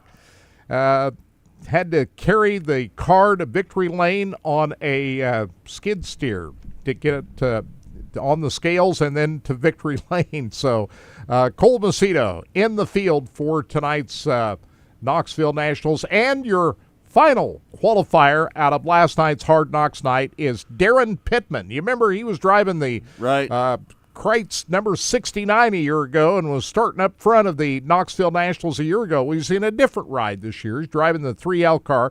Darren Pittman doesn't race that much anymore. He's former World of Outlaw champion, and he's won some big races before. He won the Kings Royal at Eldora and the historical Big One, so he's got some big races to his credit. But he's always run pretty well at Knoxville, but never a Knoxville Nationals crown. He's coming from the 24th starting spot to try to get it done tonight. Here's Darren Pittman. You know, I don't know. It's just when your car's fast, it's not hard to, jump in and go out there and run good laps. But, when these things are harder to drive when they don't handle that well. And so it's just tough to come out here. These guys are, in prime condition physically, mentally. Their teams are in sync. And so, I think that's probably what I'm most proud of is obviously to bring a team that hasn't raced that much this year in general, only came to Knoxville twice. And we brought Lee Stauffer in this week to try to help us, and he never even saw the car until he got here for the 360 Nationals. So for us to just put this group together and come out here and try to contend and to put it in the A-Main is obviously, we want to run better than starting 24th tomorrow night and just making the race. But I think that all in all, I think we would have probably been a long shot in a lot of people's notebooks to come out here and do what we did. Darren Pittman going from 24th starting spot. We'll get to some more sound from Knoxville here in a little bit, but last week on Sunday night, I had a chance to visit with Kevin Thomas Jr. He won Indiana Sprint Week Championship. When I spoke with him, he was 24 hours removed from wrapping up the Indiana Sprint Week title at Hobstadt, Indiana. Tri-State Speedway held off Logan Seavey to get it done. That is his third Indiana Speed Week crown. And Kevin Thomas Jr. Was gracious enough to give us a pretty good interview, and let's listen to that right now. Yeah, I think it's pretty cool. And, just getting to the point, after 8 races that the top 2 guys that are fighting for the championship end up running 1-2 is, heck, what more can you ask for? As a competitor, but as the fans that watched all week and traveled along with us, that's our job is to be able to put on a show, and I think we did that. And for it to come down basically to a green-white checkered for whoever wins the week is pretty cool. So, my guys did a great job. My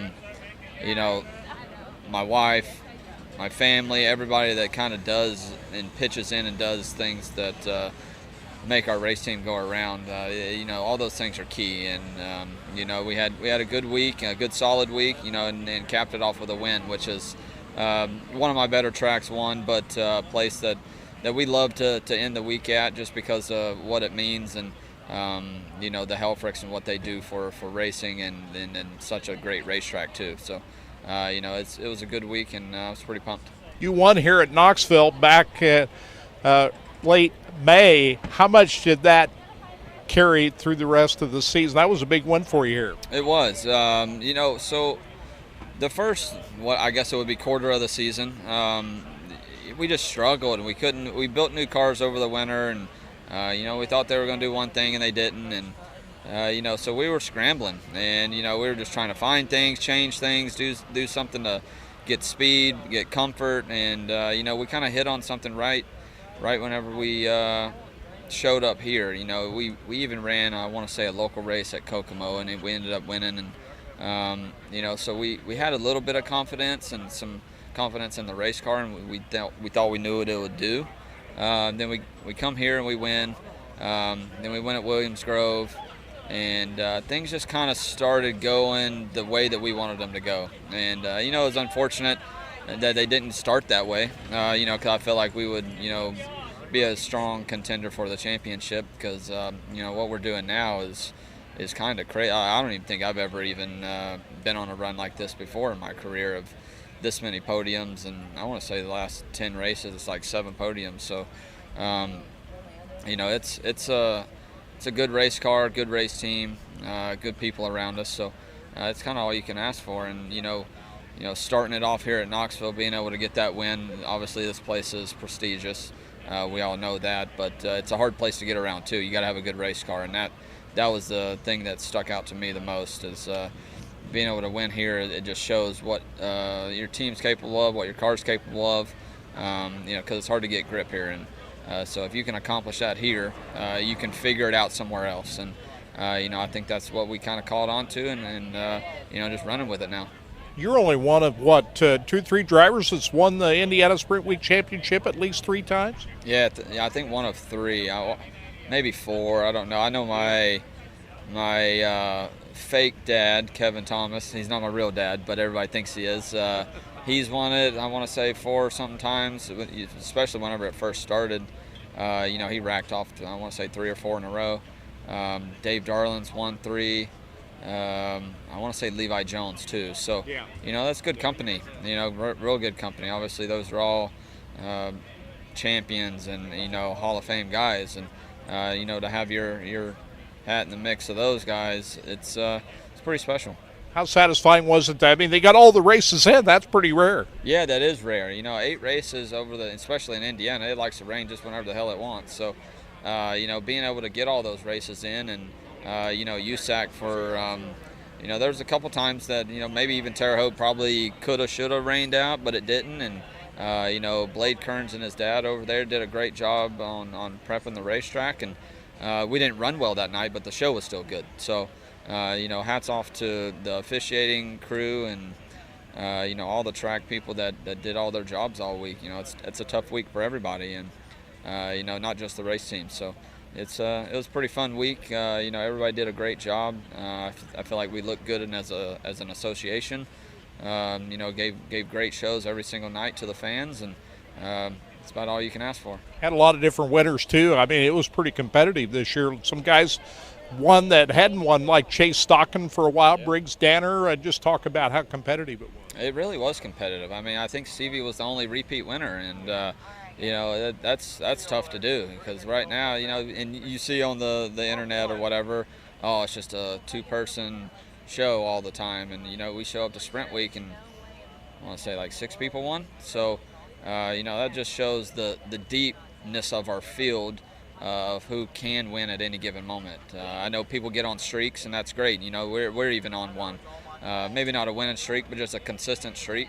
So, it feels good to be on the podium every night, but it feels good as, I guess, an organization to show that other people can win. And, whenever you get 6 winners in 8 races, that's pretty competitive in my book. Talk about how big that was for your owner. He's been around a long time. That's big. Yeah, 25 years. He started racing in 2000, maybe even late 1999, but I think it was 2000. So he's been 25 years at it and got his first Bridgeport rocker. So, that was huge for them.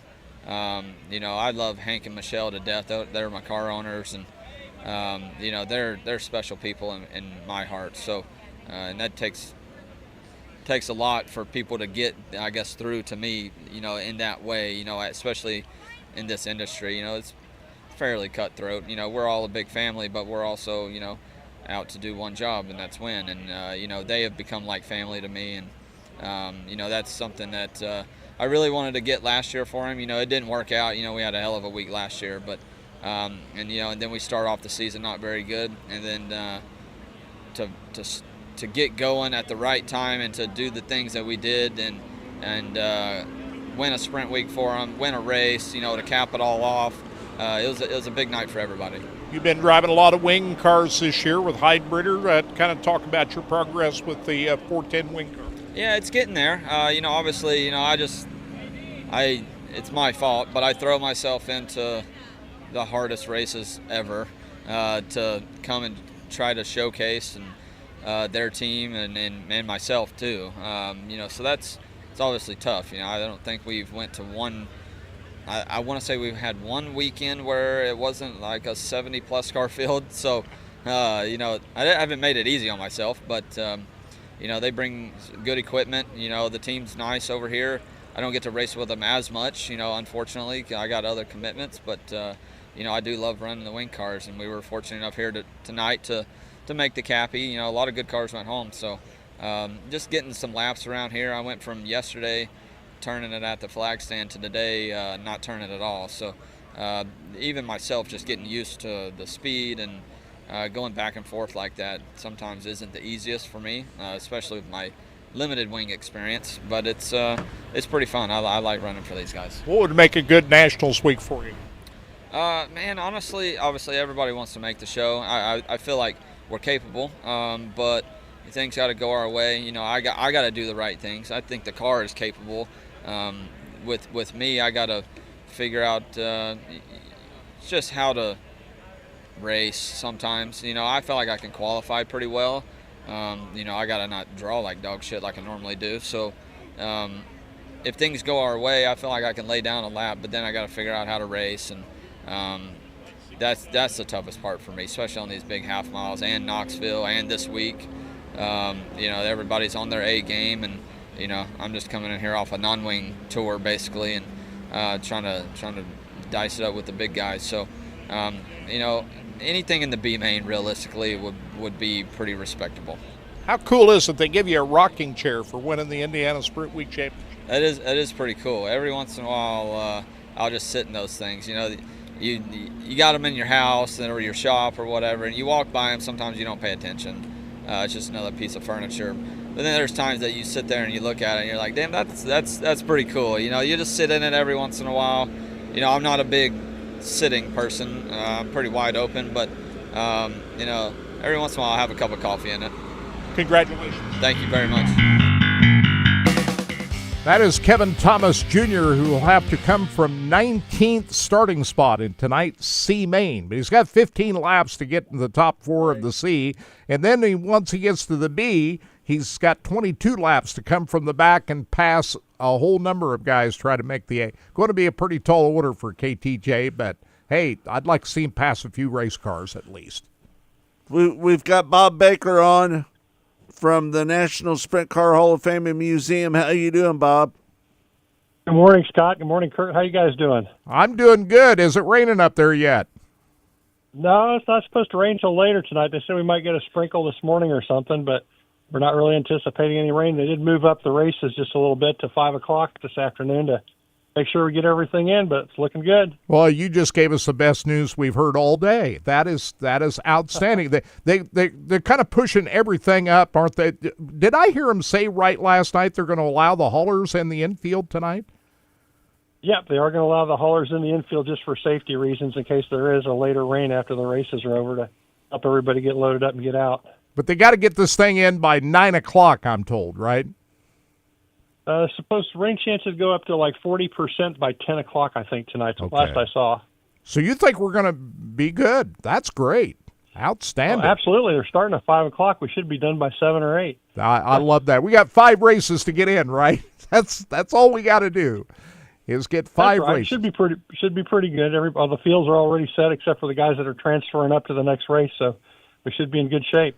Hey, you got a big event coming up at the Hall of Fame here in just a little while, 11:30. You got the auction coming up. That's a big deal, isn't it?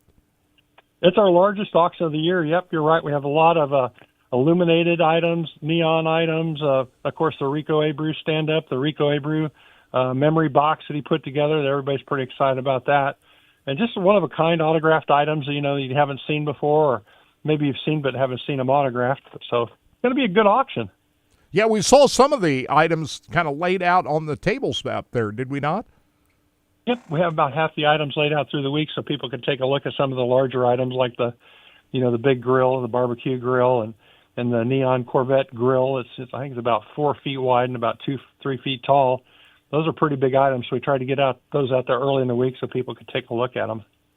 Well, I've killed a lot of time up in the Hall of Fame this week. There's been a lot of good forums up there. We saw Kyle Larson and Brad Sweet and Rico up there. That drew a big turnout. We saw Jason Myers up there having a forum with Dave Argerbright. We saw the announcers forum up there. Man, you had a lot of stuff going. Oh, and by the way, the autograph sessions down in the Trostles garage.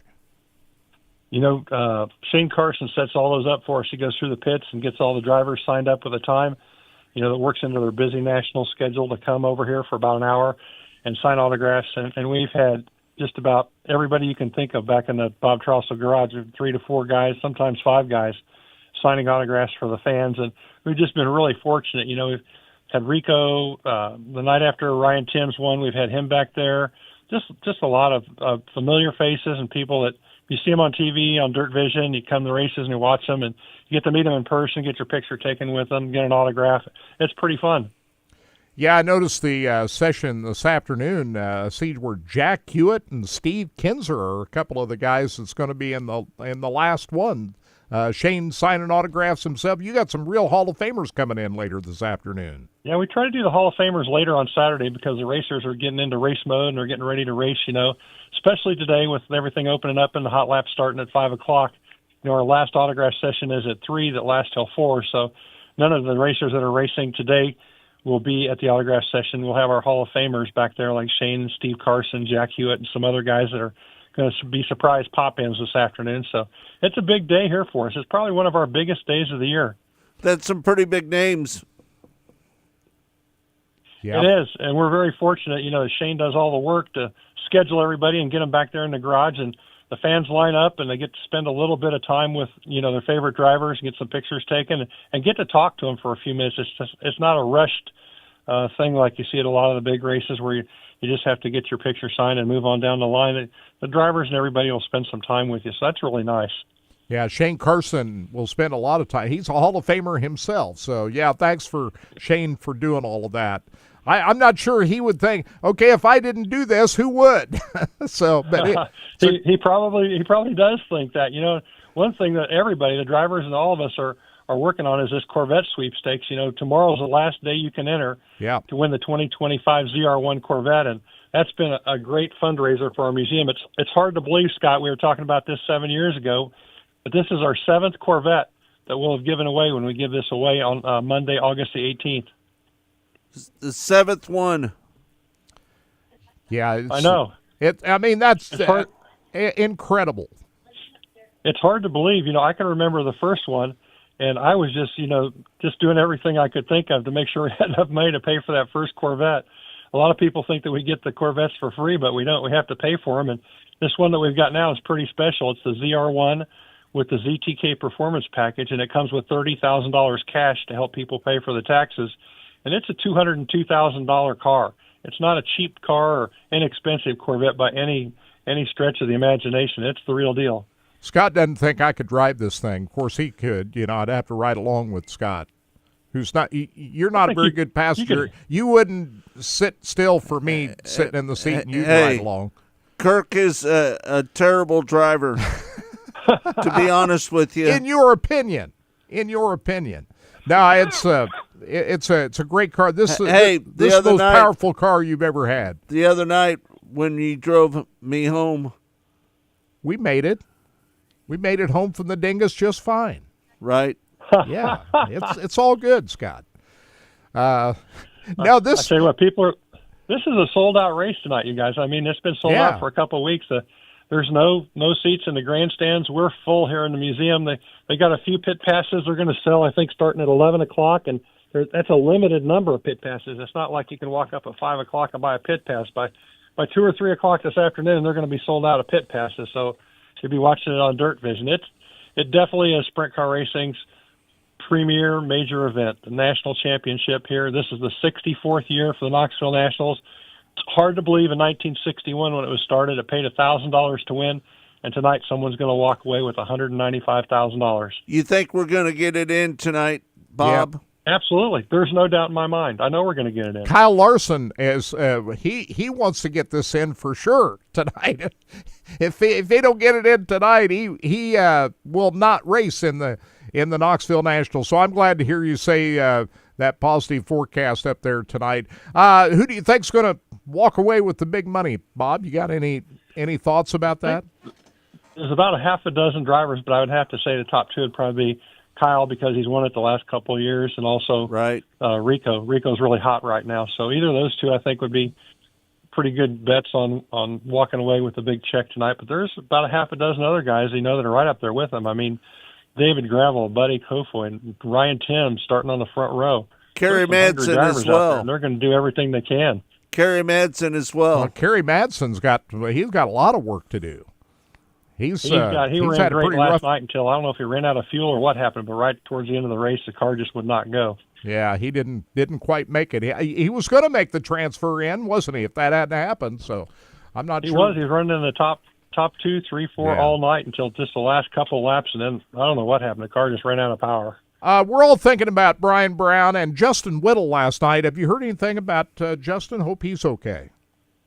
We have not heard anything on Justin, so we don't know what's going on with Justin. We know Brian's on the mend, getting better with his hand and his wrist that got banged up in the wreck or broken. And our wishes go out to Brian's not in any pain. He makes a quick recovery and gets back with us as soon as he can. That happened. Listen, Brian, I hope you're feeling better. Yeah, absolutely. That happened right out in front of the Hall of Fame the other night. So yeah, they were just fighting for a transfer spot. It's the Knoxville Nationals. You got to go. It definitely was not a crash. It was an explosion when Brian had his accident. It was unbelievable. Well, he jumped the right rear of J.J. Hickle. I don't know what happened. I was walking between the buildings, and I heard an explosion and looked up, and I saw the Casey's logo flying through the air, and I thought, oh, no, that's Brian. Well, the scariest part is he hit that wall front, very hard. That was what was scary to me in Brian's crash. And just by he walked out of the car, it could have been a lot worse. And he took a flip over there in the World of Outlaws night, Friday night of the World of Outlaws back in June, too. So that's not the first time that we've seen Brian take a tumble over there. But we're glad it wasn't any worse than what it was, and we wish him a speedy recovery as well. And we're, of course, thinking about Justin Whittle. And Ian Madsen from last Saturday, or 2 weeks ago, was involved in that scary crash down in turn number 1. So all of these injured drivers we're thinking about. Bob, appreciate you checking in. Glad you're reporting the great weather forecast up there, and we'll see you up there later on tonight. All right, sounds good. If anybody's heading up this way, if you got your tickets in your pocket or on your phone, come up early because they're going to start hot laps at 5, and they're going to run this thing through as quick as they can tonight. It's one great thing with the threat of rain. They don't have to worry about a big walk-up crowd tonight. The tickets are already sold. That's the biggest thing I'm sure Jason Reed and all those folks are thinking about. That, and they want to get the race in. They want to make sure everybody gets to see a good show after spending their hard-earned money on some tickets for the races. So they're going to do everything they can to get this show in. They're not going to have any of the parades or any of the other stuff, introductions. They're just going to get right into the racing and get with it tonight. I think fans would appreciate that. They just want to see some great racing tonight. Bob, appreciate you checking in. Don't forget the Hall of Fame auction coming up at 11:30 today, and we'll see you up there later on today. All right, safe travels up to Knoxville, and thanks for having us on the show. We'll see everybody at the Knoxville Nationals. All right, take care. Bob Baker, Director of the National Sprint Car Hall of Fame and Museum. Man, I feel much better after talking to him. What do you think? I feel a lot better. Yeah. Maybe some of these maps and radar maps and everything are just deceiving, right? Well, maybe they're just not so. Or maybe they're just accurate. putting a sunny face on a. Yeah, maybe. Like you said, it's a weather thing. It isn't exactly what's Kirk. A radar. Those forecasters aren't perfect. No, and when the radar, it doesn't show it just shows what's raining, but it doesn't actually show what's hitting the ground. So they could have moisture in the air, but nothing actually raining. So that's right. That's probably what's going on. I'm sure that's what it is. Kirk. Yeah. Yes, sir. Lakeside Speedway is running the 410 POWRi 410 sprint cars and next Friday night. And non-wing sprint cars as well. We're going to be out there for that, right? Right. So that's a big weekend leading into 2 other nights of racing after Lakeside on Friday night. POWRi They're going to have the sprint cars, the pure stocks and the vintage cars out there as well on Friday night. Yep. That's next Friday, August the 15th. And then Saturday night, August 16th, they're going to be at Lucas Oil Speedway. And then Sunday night, August 17th, the one race you'll see all year at the Missouri State Fair Speedway in Sedalia. That'll be on Sunday, August 17th. There's the information for the Lakeside, Friday, August 15th. So adults 25, senior discount, kids 6 to 15. We'll be out there for that. Pit passes, start times. Yeah. Pits open at 4, general admission 6, hot laps at 7. Ayrton Jeniton is the current point leader in the POWRi 410. Kyle Jones repeats as the 305 national champion. He did. That was another pretty good race. It was a little easier for Kyle Jones this time. If you remember a year ago, he had to hold off Joey Danley by like 0.20 seconds a year ago at the line. Well, Kyle Jones was able to get the lead earlier than that and run away with his second straight 3:05 Belleville Nationals win. And then, as we said here a few minutes ago, he got in a midget and won out in Pennsylvania during Appalachian Sprint Week. So, been a pretty good week for Kyle Jones. Also, it's been a good week for Rico Abreu, who is the newly crowned 360 Knoxville National Champion, as we talked with Bob Baker here a little bit ago. Tonight, everybody's expecting to see the Kyle and Rico show. Well, that's exactly what it was last Saturday night for the 360 Nationals, as Rico has had the best of Kyle Larson most times this year. You remember he beat him by an eyelash at Knoxville over Easter weekend, and then beat him again down at Texas Motor Speedway. And then for a third time, Rico had the best of Kyle Larson. That was last Saturday night at the 360 Knoxville Nationals. I spoke with Rico after his big win last Saturday night. Congratulations. Just what's it mean to win the 360 Nationals? Yeah, it's just, this race is a crown jewel for sprint car racing. And although it's a 360 race, but it's up there at the highest of all of them. So, just to win at Knoxville Raceway is really special, and my team putting me in position is a big deal, and we work really hard at it. And to duke it out with the 57 car, the best car, one of the best cars in the country, I think is, a real confidence booster for us, and it's just incredible week for us so far. Stellar field of competitors, very important to start up front. Yeah, this is the best of the best when it comes to 360 and 410 sprint car racing. Although we don't have all the high limit guys and the outlaw guys here, but there's a lot of good cars, and that racetrack was unbelievable this week. Kyle got the lead from you on that one restart. You got him back. How'd you be able to do it the second time? Yeah, I just tried to take off with him and set a pace with him, and he kind of opened the door up into turn one, and I shot across and was able to keep my momentum going and hit the line in 3 and 4. So sometimes it doesn't work out like that, and sometimes it does, and tonight it played in our favor. Do you like the racetrack? Stay pretty consistent? Yeah, I love this racetrack. And anything you can take from this into the 410 Nationals? I think just the balance of our race car is a lot similar. So, just keep racing hard. That's all I got to worry about.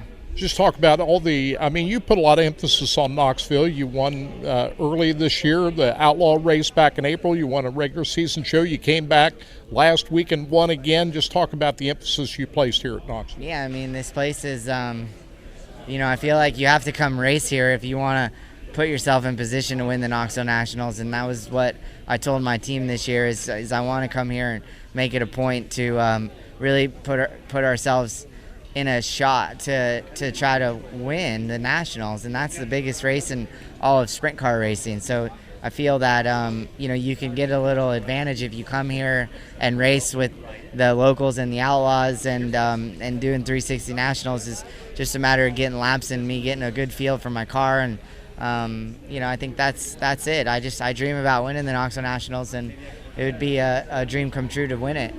You're going to run the Cappy? Yep, tomorrow, and then my qualifying night's Wednesday. And is there any special game plan that's any different than what you've done in the past year? Just go racing. That's a pretty simple approach, isn't it? Just go racing. Well, Rico has got a little bit of work to do, but you know what? He starts ahead of Kyle Larson. Right. He's ahead of Kyle Larson on the grid. He starts 7th in tonight's feature event. And we'll see Kyle Larson coming from the 9th starting position. So, you remember when Rico won his first Chili Bowl down at Tulsa? Todd, you were down there for that one. Yes, I was. You remember what the reaction was like for Rico when he won that race down there? It was crazy.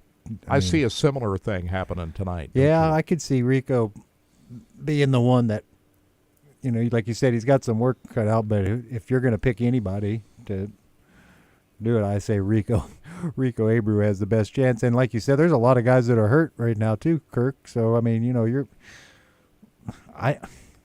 I don't know. Well, we don't have Aaron Reitzel, and we don't have Tyler Courtney, and we don't have Brian Brown in the field. Yep. I mean, because they're all hurt. It just you hate seeing injuries like that, but there's still a pretty monster cast of characters. Oh yeah, that's out there tonight. So, but Rico has beaten Larson all these times this year. Can he hold him off again? Wouldn't that be something if Rico and Larson were side by side coming off the fourth turn for the checkered flag, just like we saw at the Outlaw race earlier this year? That'd be something, wouldn't it? It would be. So we'll see how that goes. James McFadden is another guy we haven't talked about. He's from Australia. He's been a touring driver in both the Outlaws and the High Limit Series in the past, but this year he didn't come back from Australia until earlier this summer, and he jumped in that Tarleton number 21 car and won some races on the fastest 5 days in motorsports earlier this year out on the West Coast. And Sunday night at the Capitani Classic, James McFadden was dominant. He was able to check out and rip the lip most of that race and was able to check out from the rest of the field. Here's James McFadden following his feature victory at the Capitani Classic on Sunday night. Yeah, it means a lot. Obviously, it's probably one of the toughest fields of the year with how many cars and, all the best cars in the country here. So to win tonight was pretty special. To win a race at Knoxville is a feather in the cap, but, to win a 410 race and as big as this one is leading into the Nationals is pretty special. James, just talk about the changes in that race. I mean, initially you guys are all ripping the lip, and then all of a sudden you found it, and then everybody found it with you there, and you guys all started moving down. Yeah, it was a pretty big pace there on the top.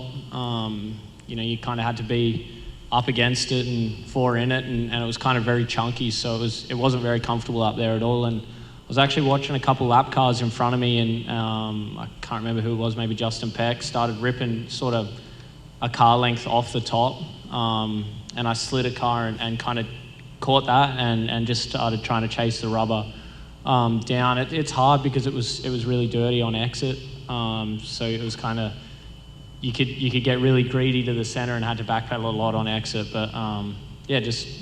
For once, this trip, I chose the right way to go, and just extremely excited and pumped. Well, James McFadden's not in the field yet. He starts fourth in tonight's B main, so I think he's got a pretty good shot at being one of those four drivers coming out of the B. But here are some drivers that you can never count out McFadden. Oh hell no! No, he's got what it takes. He's the guy that takes his shoe off and dumps the. Is that a beer or whatever he dumps in his shoe and drinks it in Victory Lane? Seems kind of gross to me, but that's James McFadden's Victory Lane deal. What do you think about that? No thanks. No thanks. No. I don't know. Dumping a beer in a shoe. I mean, unless it's a brand new shoe, I'm not. It's the shoe he's had on. I know. And then he puts his shoe back on after he drinks it. I think I read something that said your shoes are one of the most toxic things. One of the most things that have more germs on them than, next to the last thing first thing you think of. That's not a very healthy thing for James McFadden to do. Right. But maybe it kicks that immune system in gear and gets him going. But it ain't like he's doing it every night, right? This is just when he wins. If he was winning as much as Kyle Larson, maybe he might be a little worried about drinking out of that shoe every night. But, yeah, I think he'll be all right for I've got about three more sound bites we'll get in. Now, these next three guys are ones that are already in the field. Justin Peck finished second to Ryan Timms on Wednesday night driving the Rudine number 26 car. He'll be starting 10th in tonight's feature event. Right alongside Kyle Larson, here's Justin Peck following his second-place run on Wednesday night. I think our execution was pretty good. I think we, really dialed our car in there come feature time. It was kind of night and day from the heat race to then. We were kind of almost balled up a little tight there in the heat race. Kind of dialed it in there for the feature. I don't know. I thought I was going to be able to pull off the bottom. And just could not pull off the bottom. I was down there in the grip. I thought we were going to go. I couldn't get the launch, and kind of knew I thought maybe I should protect the bottom, maybe protect the slider, but I was already going so slow down the front stretch that I knew I was going to open myself up for another slider into 3. So I thought my best bet was just try to get momentum and turn down the hill, and Ryan was able to stick it, and then it was pretty much clear sailing after that. Justin Peck's 10th on the grid. And, Sheldon Haudenschild, I don't ever remember seeing Sheldon Haudenschild in a Knoxville Nationals press conference. Knoxville's typically not a track where he has done all that well. Sheldon has really done well on the shorter tracks. We've seen him win at Peebly and a lot of places like that. And, Sheldon Haudenschild in that Stenhouse number 17 car, they kind of struggled a little bit this year, but they were feeling a lot better after finishing in a good spot, 3rd place on Wednesday night. Sheldon Haudenschild has a 5th place starting spot in tonight's feature event. That is about as good a starting spot as I can remember for Sheldon in the Knoxville Nationals. Here's his comments following his 3rd place run on Wednesday night. Honestly, we haven't ran the Cappy in a couple years, I don't think, and ran it, didn't have the best result, but got a little better feel for myself, especially just qualifying, and I think that was the whole thing. I was pretty confident to qualify tonight, and I think now how this format is, to be on the 3rd row, the heat's a whole lot better, especially starting 6. It kind of just opens you up. So, just took it baby steps at a time. Got our qualifying lap in, and then worked on our heat race, and just kind of went from there. And felt really comfortable in that feature, and was bummed that yellow came out. But yeah, overall, car was really good. Sheldon Haudenschild, and the final starting spot of those that transferred in after the 2 qualifying nights is Spencer Baston. He drives a car for Jason Myers. The other Jason Myers car is being wheeled by Corey Day, who finished 3rd in last year's event. But Spencer Baston is in as the 16th starter in tonight's feature event. It's easy to set a pace when you're obviously by yourself, but in traffic, I felt like I didn't really waver a whole lot on my pace, but knowing who's behind you and you got hitters coming, at any moment you can kind of anticipate what's coming across, and I felt like I just kind of stalled just a corner or 2 in traffic and was waiting for a slider, and the way Kyle was able to get by, he just drove off, and just kind of where I put myself, and got flustered for about a lap or 2, just trying to get back to rolling just the top, and then Logan was able to get by. So ultimately, I didn't think I locked in.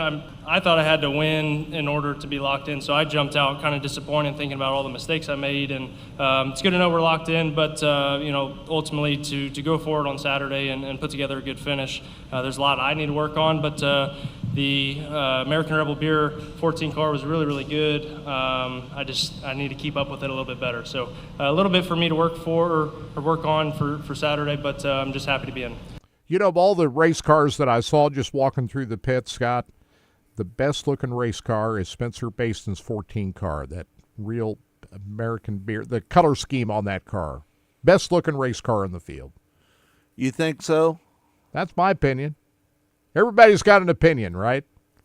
But that's the one that really stuck out for me. So that's all the sound I got. We've heard from a lot of different drivers here on today's show. So what do you think is going to happen tonight? I think Kyle Larson's going to win. Well, he's got to get past Rico. Is he tonight going to have a faster car than Rico? That's what you think. I believe so. I'm going to pick Carson Macedo to win. How about that? Going out on a limb. I don't know. How about how can you go against David Gravel, right? He's coming from 21st starting spot. If David Gravel comes from the 21st starting spot to win this race, that would be epic. It would be. After that crash on Wednesday night with Hunter Schoenberg. Where's Justin Peck starting at? 10th. Yeah, I can.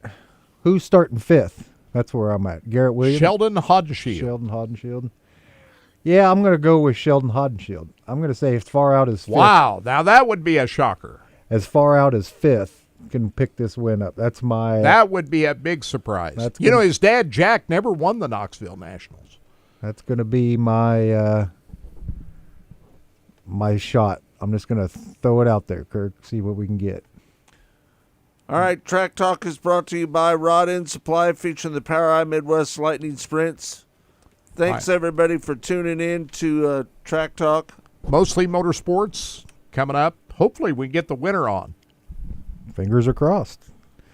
As long as it's not Kyle or Kyle might be a little harder to get. Rico will be a little harder. I mean, a little less harder, but then we can get Rico on if he wins. Right. But like you said, it's a lot. They get pulled in a lot of directions on that Monday morning after the Knoxville hopefully, like you said, according to Bob, we'll be all right today. Going to get the rain in. So no problem with the rain. We get the racing in. Yeah, we don't want to run on Sunday. No.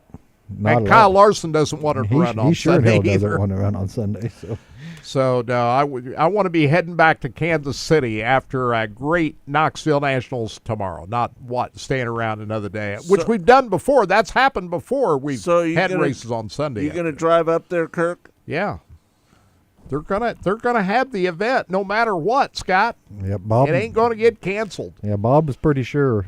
So I'm gonna take his word on it since he's there at the track and he's more informed than us here in Kansas City. So if I was betting man, I'd put my money on what Bob Baker said. But they're gonna have to hustle things along. They can't wait around all night to get. It's gonna end up early. Yeah, but like he acted like, well, he thinks they're gonna be able to get this thing wrapped up. But if you're heading up there and you're tuned in to watch on Dirt Vision, you better have an earlier time schedule.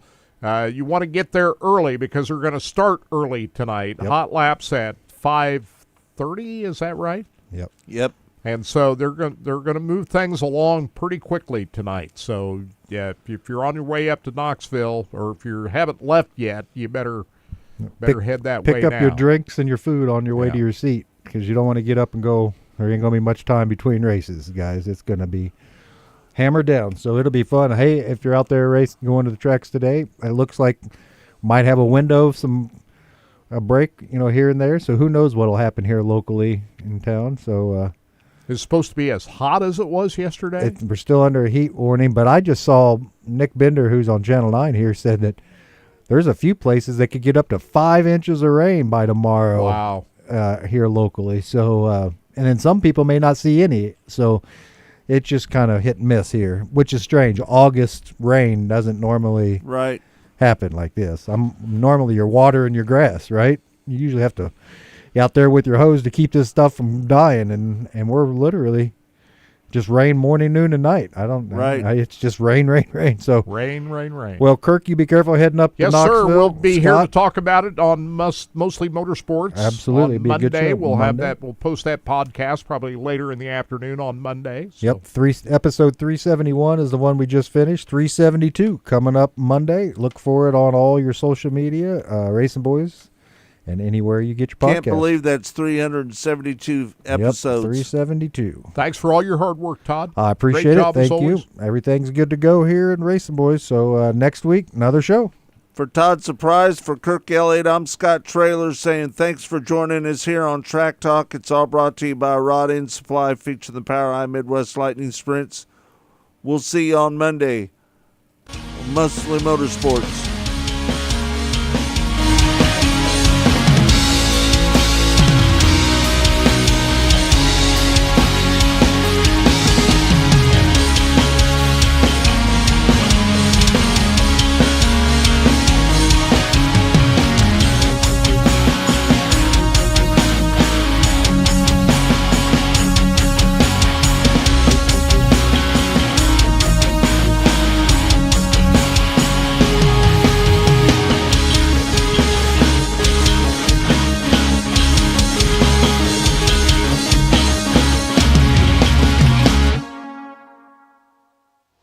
Go harder, faster, stronger with Rod End Supply. Whether you are running industrial, farming equipment, or a race car, Rod End Supply has the assortment of rod ends, radius rods, and specialty products that will help you lead the field in performance. Our superior design means our rod ends last longer and perform better, giving you the edge on the track and saving you money. Contact Rod End Supply or order online today at rodendsupply.com. We don't just sell them, we race them.